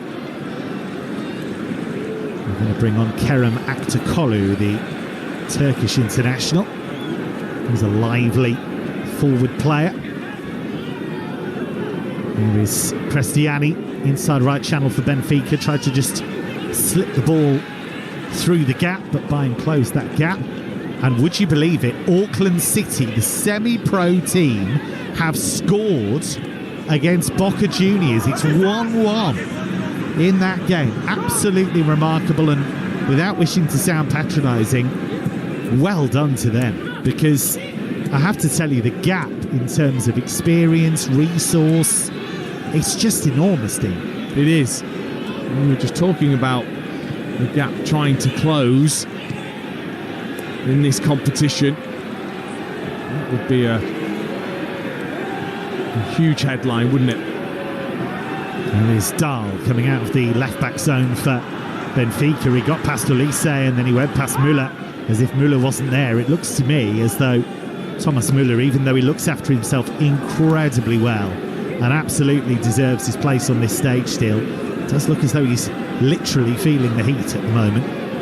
Ball out to Di Maria, out on the right-hand side for Benfica, curling left-footed cross. That's too strong, though, and that goes out of play. You are listening to the FIFA Club World Cup live on Talksport 2, presented by DAZN. Watch every game of the FIFA Club World Cup live and for free on DAZN. Sign up at dazn.com. So a double change for Benfica coming up. They're going to bring on Orkun Kökçü and Kerem Aktürkoğlu, who are both Turkish internationals, and the players they're taking off, Andreas Schelderup and Gianluca Prestiani. Now Kökçü's an interesting one because he was substituted in the previous game against Auckland, and that caused an almighty row between him and his coach Bruno Lage. There were heated words in both directions, and Lage, like an angry school teacher, made a shushing gesture towards Kökçü on a number of occasions. Lage tried to play it down in his press conference, said that Kökçü is usually professional. He made no bones about the fact he was disappointed, but Kökçü not being iced for this one. He comes on as a sub. Orkun Kutsu, who won the Eredivisie title with Arne Slot at Feyenoord. Very talented player. Plays in central midfield. Here's Renato Sanchez. Nice ball out to the right-hand side for Di Maria. Benfica need to get him on the ball a bit more. 10 minutes gone in the second half. Benfica 1, Bayern 0. Here's Di Maria just ghosting away from a couple of challenges. Slows it down. Finds Barreiro, who's bundle of energy in midfield, and he gets a low ball in towards Aktakolu. Brilliant first touch, and the shot is saved by Neuer at the near post. But the first touch from Kerem Aktakolu was gorgeous. It opened up the space, he fired it low, and Neuer was in the way. Oh, he just took the sting right out of the ball that had been played across by Barreiro and just allowed him to then size up the opportunity on the left-hand side of the penalty area, but he was too close to Neuer. He was never going to let that past him. Aktakolu needed to arc that towards the far post more, closer to the inside of the post, and too close to Neuer, and he just patted it away. Aktakolu, a player who was involved in 20 goals in the Primera League a season. He got 11 goals and 9 assists. He's a sparky player for club and country. There's another one. Michael Olise, a lovely little shimmy. Poor old Dahl needed a ticket to get back into the stadium. Here's Kimmich. Back it goes to Pavlovic. Pavlovic just drifts it to the left edge of the penalty area for Bayern. Back to Kane. Kane with a cross with the outside of his boot, and it comes off a Benfica head, and the ball loops over the crossbar for a corner to Bayern. I mean, the shimmy from Michael Olise was just stunning, wasn't it? You're right, Dahl properly sent one way then the other, and then Harry Kane looking for Thomas Müller with the outside of his right foot, just blocked away for a corner. Tayo Upamecano has run his race. He's being replaced by Jonathan Tah, who's a recent signing on a free transfer from Bayer Leverkusen. He was one of the key players as Leverkusen made German football history by winning an unbeaten league and cup double under Xabi Alonso. Here comes the corner, drifted in towards the far post. Tah won the header, but all he could do was guide the ball downwards, and Benfica able to clear. As things stand, Benfica will win the group. Bayern will qualify in second spot. What that would mean is that Bayern would play Flamengo in the last 16, and it would potentially pit Chelsea against Benfica in the last 16. In just a few hours' time, at 2 in the morning, we're going to have live commentary for you of Chelsea's final group game against the Tunisian side Esperance. That's going to be on Talksport with Nigel Adderley alongside Perry Groves for that one. And on Thursday, we'll be with Manchester City for the conclusion of their group stage as they take on Juventus. That's Thursday at 8 o'clock. And City have to win against Juventus to top the group. Sacha Boey's just pulled up and gone down, and potentially, I would suggest, feeling a bit of cramp. Yeah. Slightly strange way to go down when you're on the ball and you just decide to hit the floor. You've just passed it before going down, but clearly felt that in his calves, and with every minute that ticks by, Benfica feel more and more confident. Boey just taking on some liquid and trying to stay in the game, quite literally. It's been a tough time for him. He's had a lot of muscle injuries. It's not really been a situation where he can really get any rhythm as a Bayern player, and they ended up playing Konrad Laimer, who had been known as a central midfielder in that right-back slot for a lot of the season. He was absolutely outstanding in that position. And you look at coaches like Guardiola, like Kompany, who of course worked under Guardiola, play with fullbacks in a totally different way to a lot of coaches. Here's Zane, we're back underway now. Down the left edge of the Benfica area, goes back to Stanisic, and now Jonathan Tah, who's a big old unit, German international, very experienced, over 300 games in the German Bundesliga. And now Kane, midway inside the Benfica half, finding Tah. Tah just rolls it to the right. Boey struggling again. I don't think he's going to be able to continue. And here is Olise. It's a walking pace at the moment for Bayern. I think they're just trying to see if Boey can continue, because at the moment they're down to 10 men. He's off at the sideline. Here's Kimmich though, edge of the D, finds Elise on the right, back to Kimmich. Kimmich onto his left foot and he'll go for goal and he'll find the bottom corner. The half-time changes worked and Joshua Kimmich finds the bottom corner, but the flag is up and Kimmich's joy may well have turned to ashes. He thinks he's made it 1-1, but the flag went up. It did. I think Harry Kane it is who's running across through being as Joshua Kimmich looks to strike from the area. It's a brilliant strike with his left foot, low and true and right into the corner. But I'm pretty sure Harry Kane runs across the goalkeeper here. I think it might be the right decision. Well, Kane is miles off, isn't he? Oh, he is. And he's right in the goalkeeper's eye line. So I think the officials have got that absolutely right. Francois Letézier and his team. Flag went up. And Dean, having made a few of those runs yourself in your career across the goalkeeper, spotted that straight away. Yeah, well, he's looking for that ball from Elise, so he's making the darting run for the cross, and then as it's laid back towards Kimmich, he then can't stop the run. He's offside. He's trying to claim as if he had nothing to do with it, and actually his feet and his hands didn't move at all. But he's right in front of Trubin. It's pretty obvious that the goalkeeper is put off by Harry Kane. It's the right decision. So still 1-0, and Bayern have been forced into another change. Conrad Leimer, who we were mentioning a few moments ago, comes on for Boe. Is replaced. Leimer, 27, Austrian international, made his name in Germany with RB Leipzig and Bayern, as they often do. Saw a player playing well for a rival and thought, right, we'll take him. And a free transfer in the end. Here's Olise. He's been relentless since coming on, absolutely relentless. Every time he's on the ball he looks dangerous, and here he is again, just manoeuvring his way out to the right hand side, the near side, as we look at it for Bayern. Just magnetically attracted to the ball. Finds Kimmich. Kimmich drifts it into the area, too strong though, looking for Müller, and it sailed over Müller's head. Müller admits it is starting to really hit him now that he's only got a handful of games left for Bayern. And he said when you see what football does to people, you see the beaming faces, really does something to you. Said he's going to miss that. We were a long time retired, but he has been sensational in his career for club and country. Yes, he has. We'll soon look back on it with fond memories. Fortunate, but he's worked incredibly hard for it. Such a character as well. Bundesliga will be a poorer place without him, I have to say. Here's Kimmich. Plays a clever ball to Sané, and he can run at Alsnes to the edge of the area. Right foot shot, brilliant block by Antonio Silva. He's defended superbly in this game. Here's Elise again though.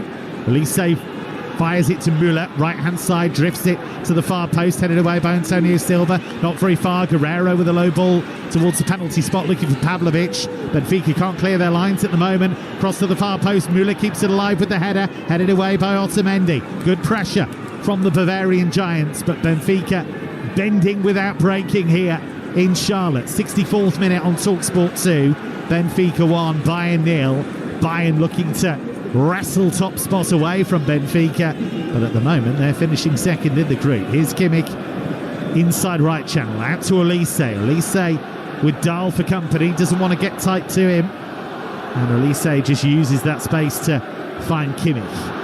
Bayern are making Benfica work at the moment, making them chase, hustle, harry. Here's the bearded Leimer, forward to Elise. Elise onto his left foot, gorgeous cross, just over the head of Müller and Kane, who both appeal in unison, synchronised appealing there, and the referee waves away the protest. It's a goal kick. Yeah, he feels as if he was just eased out of it by Aouanes as he made that darting run across him. The referee, I think, is right in his decision. I think it was just a firm arm across to stop Harry Kane, but again you give Elise the opportunity to get his head up. He has wonderful delivery with that left foot of his as he curls that in towards goal.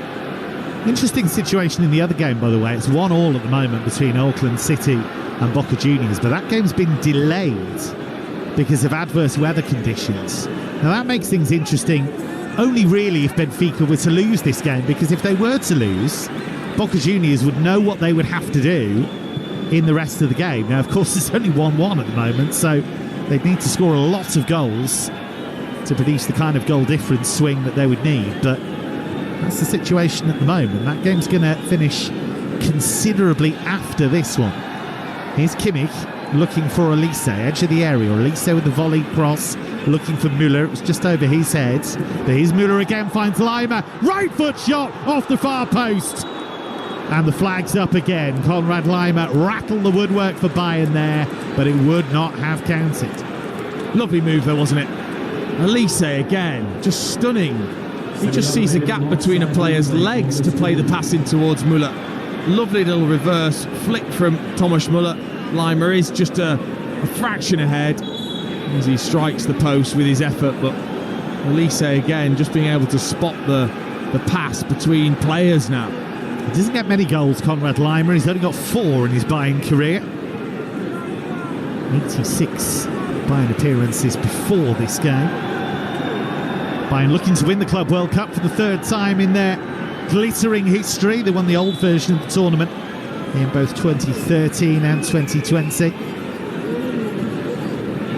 The 2020 success, part of an amazing run under Hansi Flick, who's currently the Barcelona coach. Bayern won pretty much everything there was to win under Flick. And then he left to take the Germany job. Here's Antonio Silva. Remarkable composure. Benfica's number 4 for a player who's only 21. The buzz around him has died down a little bit. Broke into the team as a teenager and people were raving about him, talking about potential €100 million transfer and things like that. But he is a terrific player. Here is Kirkçü racing forward now, the number 10. Into space, a great run into the area. Left foot shot was smothered. Didn't get very far. He ran out of ideas there, Kirkçü. But it was a 40, 50-yard dash with nobody anywhere near him. Yeah, he really did burst away, didn't he? Here's Kane trying to do exactly that. Bayern's number 9. Right-footed cross, and Antonio Silva tried to fling a boot at it. I'm not sure how much of a touch he got, but the ball in the end bounced out of play on the far side. It is the 68th minute in Charlotte, and it is Benfica 1, Bayern 0. The goal from Schelderup in the 13th minute. Still the difference. Kirkçü's worn himself out with that run. He's just down feeling his leg in the penalty area, but it was sunburst. Yeah, it was. The pace to get away, but then Jonathan Tah just didn't come across for a long period, allowed Kirkçü the opportunity to take the strike on. I just wonder whether coming on as a substitute, he's just tweaked something. I've just seen on our monitors, by the way, there's been a lot of talk about the ref cam. We've just seen a replay from that particular angle, and you can see exactly what you were talking about. Harry Kane runs right across the goalkeeper and then has the temerity to go and argue about it, but it was right in the goalkeeper's vision. We're going to have another cooling break here. You are listening to the FIFA Club World Cup live on Talksport 2, presented by DAZN. Sign up now at dazn.com to watch every game live and for free. Dean Ashton alongside me for this one. And Dean, what have Bayern got to do? They've improved since half-time. Elise's made a difference. Kane has had some nice moments. Kimmich has definitely made a difference. But they're still not quite finding a way through this Benfica team. No, but it seriously feels like it's very close. You know, the difference those players have made is night and day. I mean, they've been excellent since coming on. Kimmich in particular, I know you mentioned him in that first half, and just what he does bring to this Bayern team, that ability not only to quicken things up, but to lengthen it as well. His range of passing and his vision, the one to Sané to put him through 1v1, I think just opens the opposition up because of that range. And then obviously then you've got the classy players like Elise and Kane. Benfica are starting to have a few moments. Kökçü had that long run there. Aktürkoğlu had that shot that was saved by Manuel Neuer. Is it just about them picking the right moments to counter-attack? Well, they know that Lima and Guerrero will both drift, whether that's in field or beyond the fullbacks. But then you've got to make the most of it, and it's that bravery, isn't it, to commit the bodies forward when you do have the ball, and the fitness in this incredible heat when you're trying to defend as well to cause problems. Pavlidis has been pretty much non-existent, really, other than that bursting chance in the first half where he was pushed over. They've not been able to get him into the game or to get him to hold the ball up for them. Physically, how hard is this as a player now? You're going into the final 20 minutes, you're playing in really warm conditions, the mind is tired, the legs are burning. It's a tough one to fight through, isn't it? I think it's the legs you talk about. It's that avoiding feeling, that cramped feeling that could slow you down and make it really difficult. I think obviously with this cooling break they'll be getting the gels on, all of the modern things that they can take to help them. But it's about your mind. It's how much you're willing to push yourself in this heat. This is about all that preparation work they've done as well. But of course, normally, unless there was a major tournament like a World Cup or a Euros, these players would be off on holiday for a bit and just planning for starting a new season. But it's a different scenario with this Club World Cup. The next one's going to be 4 years hence, 2029. But of course we've got a World Cup in the US, Canada and Mexico in a year's time. We'll have a European Championship 2 years after that. The gaps for players are getting fewer and further between. Of course, the answer to that will probably have to be bigger squads and maybe a more relaxed view of squad rotation. Vincent Kompany made 7 changes for this one. Had to bring on Elise, Kane and Kimmich at half-time, and that has made, understandably, a big difference. So we are ready for the final push here. Just to remind you, and it bears repeating, if Benfica win the game, they win the group. And that would mean they would most likely face Chelsea in the last 16. Bayern would end up facing Flamengo, who have looked really dangerous so far. Chelsea's game against Espérance Tunis live at 2 a.m. in the morning. It's just a few hours away now with Nigel Adderley and Perry Groves. They'll bring you every kick on Talksport. Here on Talksport 2, it's Benfica 1, Bayern 0. And the ball loose now for Joshua Kimmich. Germany captain forward to Pavlovic. Kane couldn't quite help the ball on to a teammate. Benfica able to pick his pocket. And now Aktürkoğlu can just gallop away to the left-hand side, but he was surrounded by white shirts. Suddenly looked around and he had no help. Here's Kane on halfway, and he's played a lovely ball to release Elise. Benfica were appealing for offside there. Here is Elise to the byline, cuts inside on his left foot. But he suddenly faced 2 Benfica players who just blocked him off there. Kökçü came across to help Dahl. They're going to have to do that against Elise, I think. They're going to have to double up. Player who is just so dangerous, and here he is again. Bayern unashamed in just finding him again and again and again. Why wouldn't they? Kimmich does exactly that. Looks for Elise, former Crystal Palace star, who's gone up even further in terms of the estimation of him in the world game. And here's his cross flicked on. It's loose, and the save by Trubin to deny Pavlovic. It came loose. Pavlovic was almost sat down, managed to get the shot away, and Trubin was able to make the block.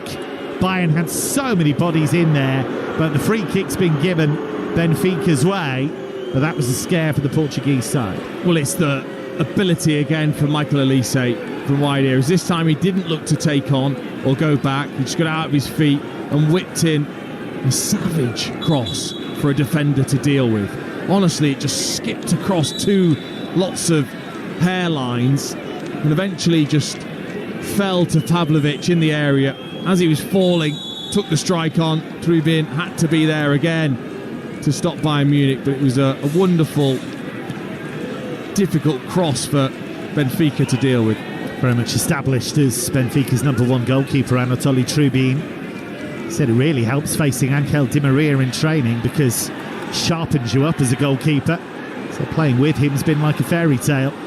And Di Maria releasing Pavlidis down the right-hand side here. Vangelis Pavlidis, who's been an isolated figure for much of the game. He only really had that one run in the first half, but it's a tough old job when you're ploughing that lone furrow.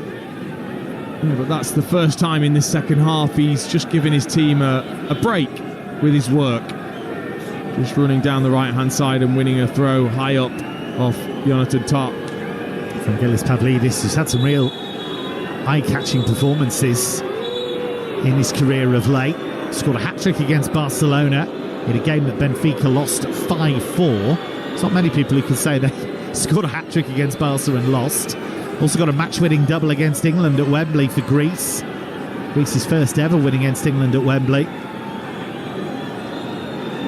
It was a phenomenal performance. We've got a problem here for Renato Sanchez, who's just down getting some treatment. What have you made of his performance against his old club? It's been what I've expected, actually, from Renato Sanchez. It's been a very good, disciplined performance. Very, very good in the first half in the way he spots danger, can get across, is really physical, but then can drive forwards. And it was his drive that opened up the space then for Di Maria for the opening goal. And generally now in his career, he is at least a 7 out of 10 in what he gives the side. He's been at Bayern, he's been at PSG. He's had a string of clubs. Player that was given the prestigious Golden Boy Award as a young player. But it can be hard to deal with that attention, that pressure, that relentless, microscopic view of what you're doing on and off the fields. Benfica are going to make another change here. Renato Sanchez is coming off in the 78th minute, and Benfica have led since the 13th. And they're going to bring on Adrian Bayrami, who is an Albanian international, and they're going to go to 3 at the back, I think. He's centre-back, really. And Bayrami is just made the gesture of 3 to his teammates, suggesting that he'll slot in. Offside given against Di Maria on that far side. 78th minute, live Club World Cup commentary on Talksport 2. If Chelsea are to get through in a few hours' time, who will they face in the last 16? Will it be Benfica or will it be Bayern? At the moment, it'll be Benfica because they're winning this group. Harry Kane getting involved with Kirkju in a bit of afters there. Kane, the first player to score at least 25 goals in each of his first 2 Bundesliga seasons. First player to be top scorer in the Bundesliga in each of his first 2 campaigns as well. Elise takes on Bayrami, who stands up to his first test and is able to clear. He's only 23, Bayrami. Former Young Boys of Bern youngster, joining the Benfica Academy. It's only his 6th game for Benfica at senior level. Can he be part of the Benfica team that gets a first ever win in their history against Bayern? They've never done it before. Lost to them in the Champions League this season. This would be some boost to go into that last 16, having beaten one of the big giants of European football. It will, and with the changes at half-time as well, it's not as if it is just the second-string Bayern Munich team for the rest of the game. You know, Elise, Kimmich, Harry Kane, all on for this second half. Deals with Di Maria, who just very calmly slows things down. Di Maria, who was, of course, once a British record signing when he joined Manchester United from Real Madrid for £59 million in 2014. Described Louis van Gaal as the worst manager he ever had. Said he was in a negative spiral and he lasted a year. Maybe that was a sign of things to come. United have had a few signings like that in the last few years. Here's Bayrami for Benfica down the left-hand side. Kirkju just trying to shovel that ball into the path of Aktakolu, but he was off balance after a challenge with Tar, and now Elise picks up a free kick on the edge of his own area. Elise doesn't care where the ball is. He's just going everywhere hunting for it. Give me the ball. I want to change this game if I can. And I think that's another sign of just how comfortably he is in his own ability to come into a side like this and then demand the ball the way he does and actually have those top players looking for him. Here's Lima down the inside right channel for Bayern, who are up against the clock here into the final 10 minutes of normal time. Bayern trail Benfica by 1-0 here on Talksport 2. Rafael Guerreiro, Portuguese left back in the inside left channel, 30 yards from goal, finds Müller.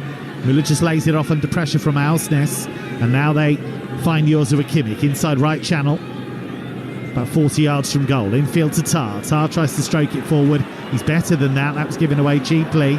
And then Benfica trying to catch Manuel Neuer out. He was 10 yards outside his penalty area. That was quite conservative for him. And the ball went straight to him. And there's always that possibility of trying to lift it over Neuer.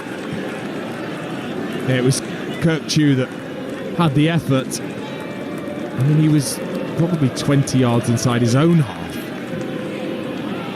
Ball given away to Aktakolu as Bayern become ever more desperate to make something happen here. And Pavlidis trying to send Di Maria on his way. Di Maria's got his head in his hands because the ball was massively overhit from Pavlidis. If it had been a lot softer, Di Maria was one-on-one with Neuer, but the ball was wildly overhit. That was an opportunity, actually. They just combined on the halfway line, Pavlidis and Di Maria. All they needed was a soft pass back to the Argentine, and he might have been away. Voice of the former England striker Dean Ashton here on Talksport 2. Benfica 1, Bayern 0. Here's Ulisse onto his left foot. Still going Ulisse. Ball tickled away from him by Otamendi, who alongside Antonio Silva's done a fine job at the heart of that Benfica rearguard. Otamendi, 37 now. Former Manchester City player. Captain of Benfica. Scored a vital equaliser against Boca Juniors in the opener. Here's Zane away from a couple of challenges, but runs into a red wall on the edge of the penalty area. But Benfica failed to clear effectively, and Pavlovic goes back to get the ball. Seen as a rising star in German football, Alex Pavlovic, player who missed out on the Euros with tonsillitis, would you believe? Of all things, he's since developed glandular fever, which he's now seen off. He's had a horrible time of it. But back to full fitness now. Here is Ulisse in off the right wing for Bayern.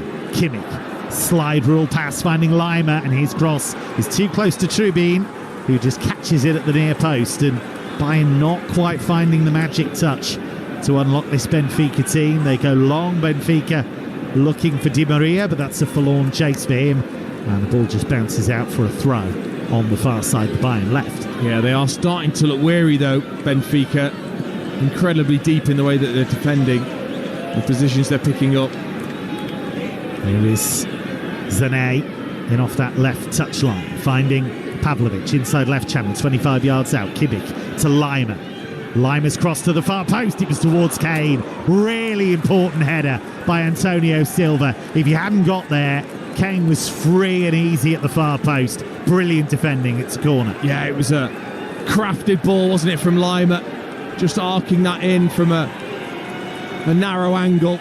And you know Harry Kane thinks he's coming his way. He gives the full neck pulse as if he's going to power that header into the back of the net. And Silva was there to flick away. It was a brilliant defensive header. Kane, who scored 26 Bundesliga goals in the season just gone. Kimmich's corner, curling ball, headed up but not really away by Antonio Silva, but Bayrami completes the clearance. He's looked solid since coming on, the Albanian. It's attack against defence at the moment. Ulisse just in front of the centre circle for Bayern, who at the moment are going to miss out on top spot and will finish second in the group and will end up facing Flamengo in the last 16. Here is Guerreiro down the left for Bayern. Cross towards Kane, just too high. Just couldn't grow enough. Lots of ifs, buts and maybes piling up for for Harry Kane and Bayern at the moment. Yeah, I think it's actually something he's improved on, Harry Kane, since going to Bayern, is his ability in the area from crosses, because teams sit so deep against them, and you've got wonderful crossing ability. Here's Lima, inside right channel. Slides it to Kane, trying to turn. He's under pressure, though, from Otamendi. It's a great battle, that one. Now Kimmich down by the corner flag, finding Lima. Bayern with plenty forward, but can they find the answer? Pavlovic just turning away from Aktakolu. Final 5 minutes of normal time in Charlotte, North Carolina. Club World Cup here on Talksport 2. Benfica 1-0 up, but here's Guerrero finding Zane. That's wild. He's done it again, Leroy Zane. He's had a couple of those. And the ball sails over the crossbar, with Trubin happy to wave that one goodbye. Yeah, that is a chance again from Leroy Sané. Just got away from Angel Di Maria, but wild with the right foot as he swiped at it rather than just making sure with the finish. Way up and over. It was caught by a young Bayern fan behind the goal, and the Bayern fan said, "Do I have to give the ball back?" And to his horror, he was told that he did. Nearly got a present there. Angel Di Maria has done all that he can do. Pavlidis also going off. They've huffed and puffed, rather, in this second half. And their replacements are two young players. João Rego, who's a 20-year-old Benfica youth product, and Thiago Gouveia, who's a bit older. He's 24, former Portuguese under-21 international. Substitution from SL Benfica. Number 11, Di Maria. Fresh legs in those attacking positions make the difference. João Rego has only scored one goal in his Benfica career. Ball slipped through. Here's Zane's away in the area. Trubin outstanding again. Spread himself wonderfully to close down Zane, who tried to lift the ball beyond him and was denied. Trubin has been outstanding in this second half. Here's Kane. Fires the ball towards the penalty area, but Alsnes able to clear. But Zane has had so many of Bayern's best chances and has not found a way to beat Trubin tonight. No, he hasn't done enough. It was Harry Kane with a brilliant pass right through the middle of the Benfica defence. I just felt he took it too close to Trubin and then just tried to lift it, but it's a brilliant left hand from the goalkeeper as he didn't commit too early. The pass from Kane was terrific. And again, just not the conviction you'd want from Zane. You wanted that early decision, powerful past the goalkeeper, and it was weak in the end. Kind of save you'd have seen Peter Schmeichel make back in the day, kind of save you'd see Alisson make on a regular basis for Liverpool these days. Spread himself brilliantly, made the save with the left hand. Here's Olise, 89th minute, Bayern 1-0 down. Olise's cross, headed away, is a good one again by Antonio Silva. How good has he been in this game? And here come Benfica on the counter. Really good run here by Gouveia. And he'll take on Stanisic, and he fouls him. And then he kicks the ball away. It's a yellow card all day long for Gouveia. Brilliant from Stanisic, who looked fatigued at the start of that run, chasing Gouveia through, and then just found an extra burst of energy to step in front and win the free kick, and then just stupidity from Gouveia. No need to kick the ball away. Done his bit by getting Benfica up the pitch. 89th minute here on Talksport 2. Müller gives the ball away, not for the first time in this game, to Aktakolu, but Aktakolu's lost it. Here's Kane, 30 yards out, inside right channel. Captain of England finds Olise, left foot shot deflected off Dahl. That goes behind, and it's a Bayern corner. Final minute of the 90. Bayern looking to take top spot. At the moment, Benfica are going to move above them. A goal from Schelderup in the 13th minute, the difference. And Harry Kane and company running out of time. They would face Flamengo in the last 16. Benfica could end up facing Chelsea. Kimmich's corner towards the near post. Excellent header clear by Otamendi, but it comes out to Olise. Back out to Kimmich. Kimmich rolls it in front of him, right-footed cross. Goalkeeper fists it away, and then he's fouled by Pavlovic according to the referee, but it seems to me that Tribin caught him. Yeah, I think actually there was a push just before that.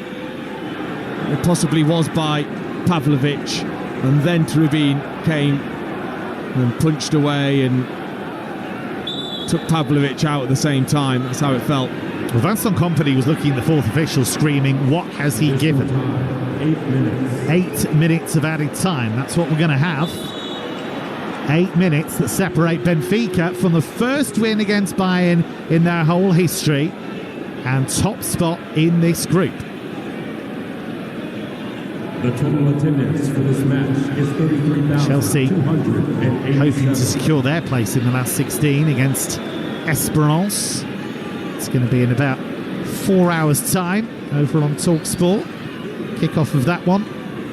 Nigel Adderley alongside Perry Groves as Chelsea look to progress in the Club World Cup. At the moment, they're going to play Benfica if they get through. Here's Sané wide on the left. Left-footed cross volleyed away by Antonio Silva. He's been phenomenal. He's been excellent. Really, really good. Really composed as well in the way he's defended. Kimmich midway inside the Benfica half. It's attack against defence. Almost like a training exercise. Pavlovic has found Guerrero. Guerrero on the left chips the cross, but it's poor. And Tribin able to catch it and goes to ground, but he's only got 8 seconds. You're not allowed to do that much anymore. And to be fair, he's back on his feet pretty quickly. There's a new 8-second rule if you're not aware. Goalkeepers only get 8 seconds before they have to release the ball. If they don't, then they give away a corner. It's probably a rule change that's been long overdue, actually. I've seen goalkeepers take 20, 25, 30 seconds with the ball at times. Here's Lyman. Nearly had 2 of the 8 additional minutes. Tar, midway inside the Benfica half. Bayern won their first 2 games.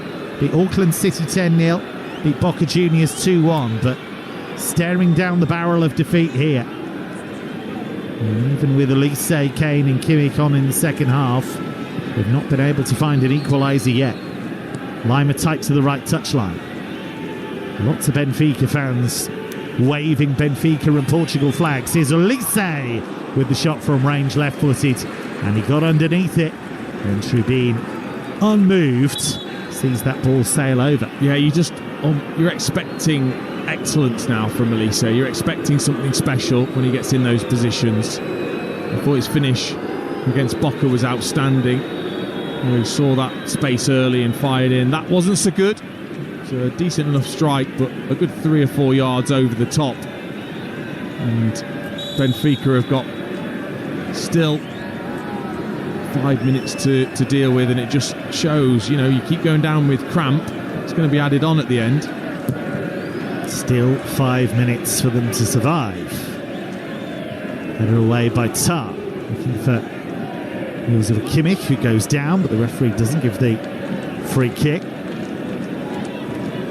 Stanisic plays it to Guerrero, times the enemy for Bayern Munich here. They don't lose many, but they are sliding towards a reverse here. Olise seen so much of the ball in the second half. Onto his left foot, drifts it to the far post, and Müller was coming in. Aursnes put him off and manages to guide that ball behind. It's going to be a corner. Müller applauds another searching delivery from Michael Olise. Yeah, it's that variety though, isn't it, from Olise? He flashed a couple in. This time he just lifted it to the back post for Thomas Müller. Aursnes did brilliantly just to get a block on it. Aursnes, who set up the only goal of the game so far for Sjelderup. And here comes the corner from the left. Aursnes with a firm header away. Lima collects 25 yards out, thinks about the shot, but Aktakolu is in his way, so he has to retreat, the Austrian. Goes back to Olise. Olise to Zanek, but it's a long way from goal. Out to Kimmich. Kimmich on his weaker left foot. And the cross is a booming one to the far post. The header won by Müller. Away by Badami, played back in there by Lima, but that's poor. Straight to Tribin. They've just lacked a bit of quality in the final third at times. Yeah, they have. It's been much better in the second half, but still, And those moments have come. They've not been able to produce what we know Bayern are capable of so often.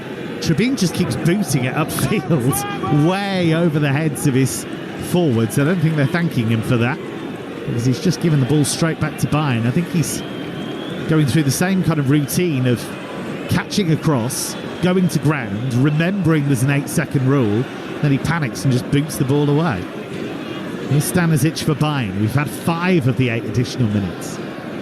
Chelsea might be watching this with interest. Certainly their fans will be, and listening to it. Here's Lima, though, to the byline, and his cross is too close to Tribune, and he's saying to his teammates, why wasn't anybody making the run across the near post? Although I think the flag maybe was up anyway. Yeah, it's happened too often when they've got wide. They've floated the ball or fired the ball too close to Tribune, who's been excellent in gathering and just relieving the pressure for his defence. Just over 2 minutes to go in the other game. That's still suspended between Auckland City and Boca Juniors, 1-1, but it isn't going to matter. Boca are going to be out with Auckland City. And at the moment, Benfica will win the group and Bayern will finish second. Not only have we got that Chelsea-Esperance game coming up at 2 in the morning, and we've also got Manchester City-Juventus on Thursday. That's on Talksport. As Manchester City look for the win that would win them the group. Both teams have qualified already for the last 16. It's a nice bit of skill from Thiago Gouveia on the right-hand side, just trying to buy his team some time and win some territory. We're into the final 90 seconds here, Dean Ashton, and Bayern heading for defeat. And they made a lot of changes. You can understand why, but the media reaction, I imagine, will be quite fierce. Well, I think obviously the spotlight will be on those changes for the start of the game. Why not start with your best team, look to get ahead, and then make changes? Really didn't. Here's Müller, looking for Stanisic on the run into the area, tried to cut it back in a fine sliding challenge by Bayrami, who hasn't put a foot wrong since coming on. It's another corner, and Bayern might get one final chance to save themselves and win the group. It'll be Olise to take the corner. Is Neuer going to come up? We'll see. Stanisic certainly is up from the back. Tar as well. Olise's got to get it right. It's in towards Tribune, and the header's wide. Kane has guided it off target. It was an awkward chance, and he could not guide the ball between the posts. Otamendi's down anyway, saying he was fouled, and the whistle did go. So maybe it wouldn't have counted anyway. Yeah, I think the referee's given a foul on Nicolas Otamendi, probably by Harry Kane. Those two have been pretty tight to each other since Kane has come on.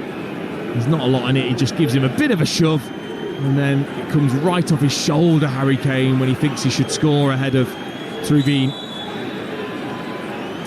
Surely the final chance for Bayern will be on the 8 minutes now. And Benfica seconds away, and it's a historic win for Benfica, their first ever against Bayern, and it sees them win the group. Just the one goal in it. Andreas Schelderup in the 13th minute. They defended like lions, they dug in. Bayern brought on Kane, brought on Olise, brought on Kimmich at half-time, and they could not find an answer. Bayern will face Flamengo in the last 16. Benfica's next opponents could be Chelsea. We'll find that out live on Talksport in around about 4 hours' time. But for now, it's Benfica who will celebrate.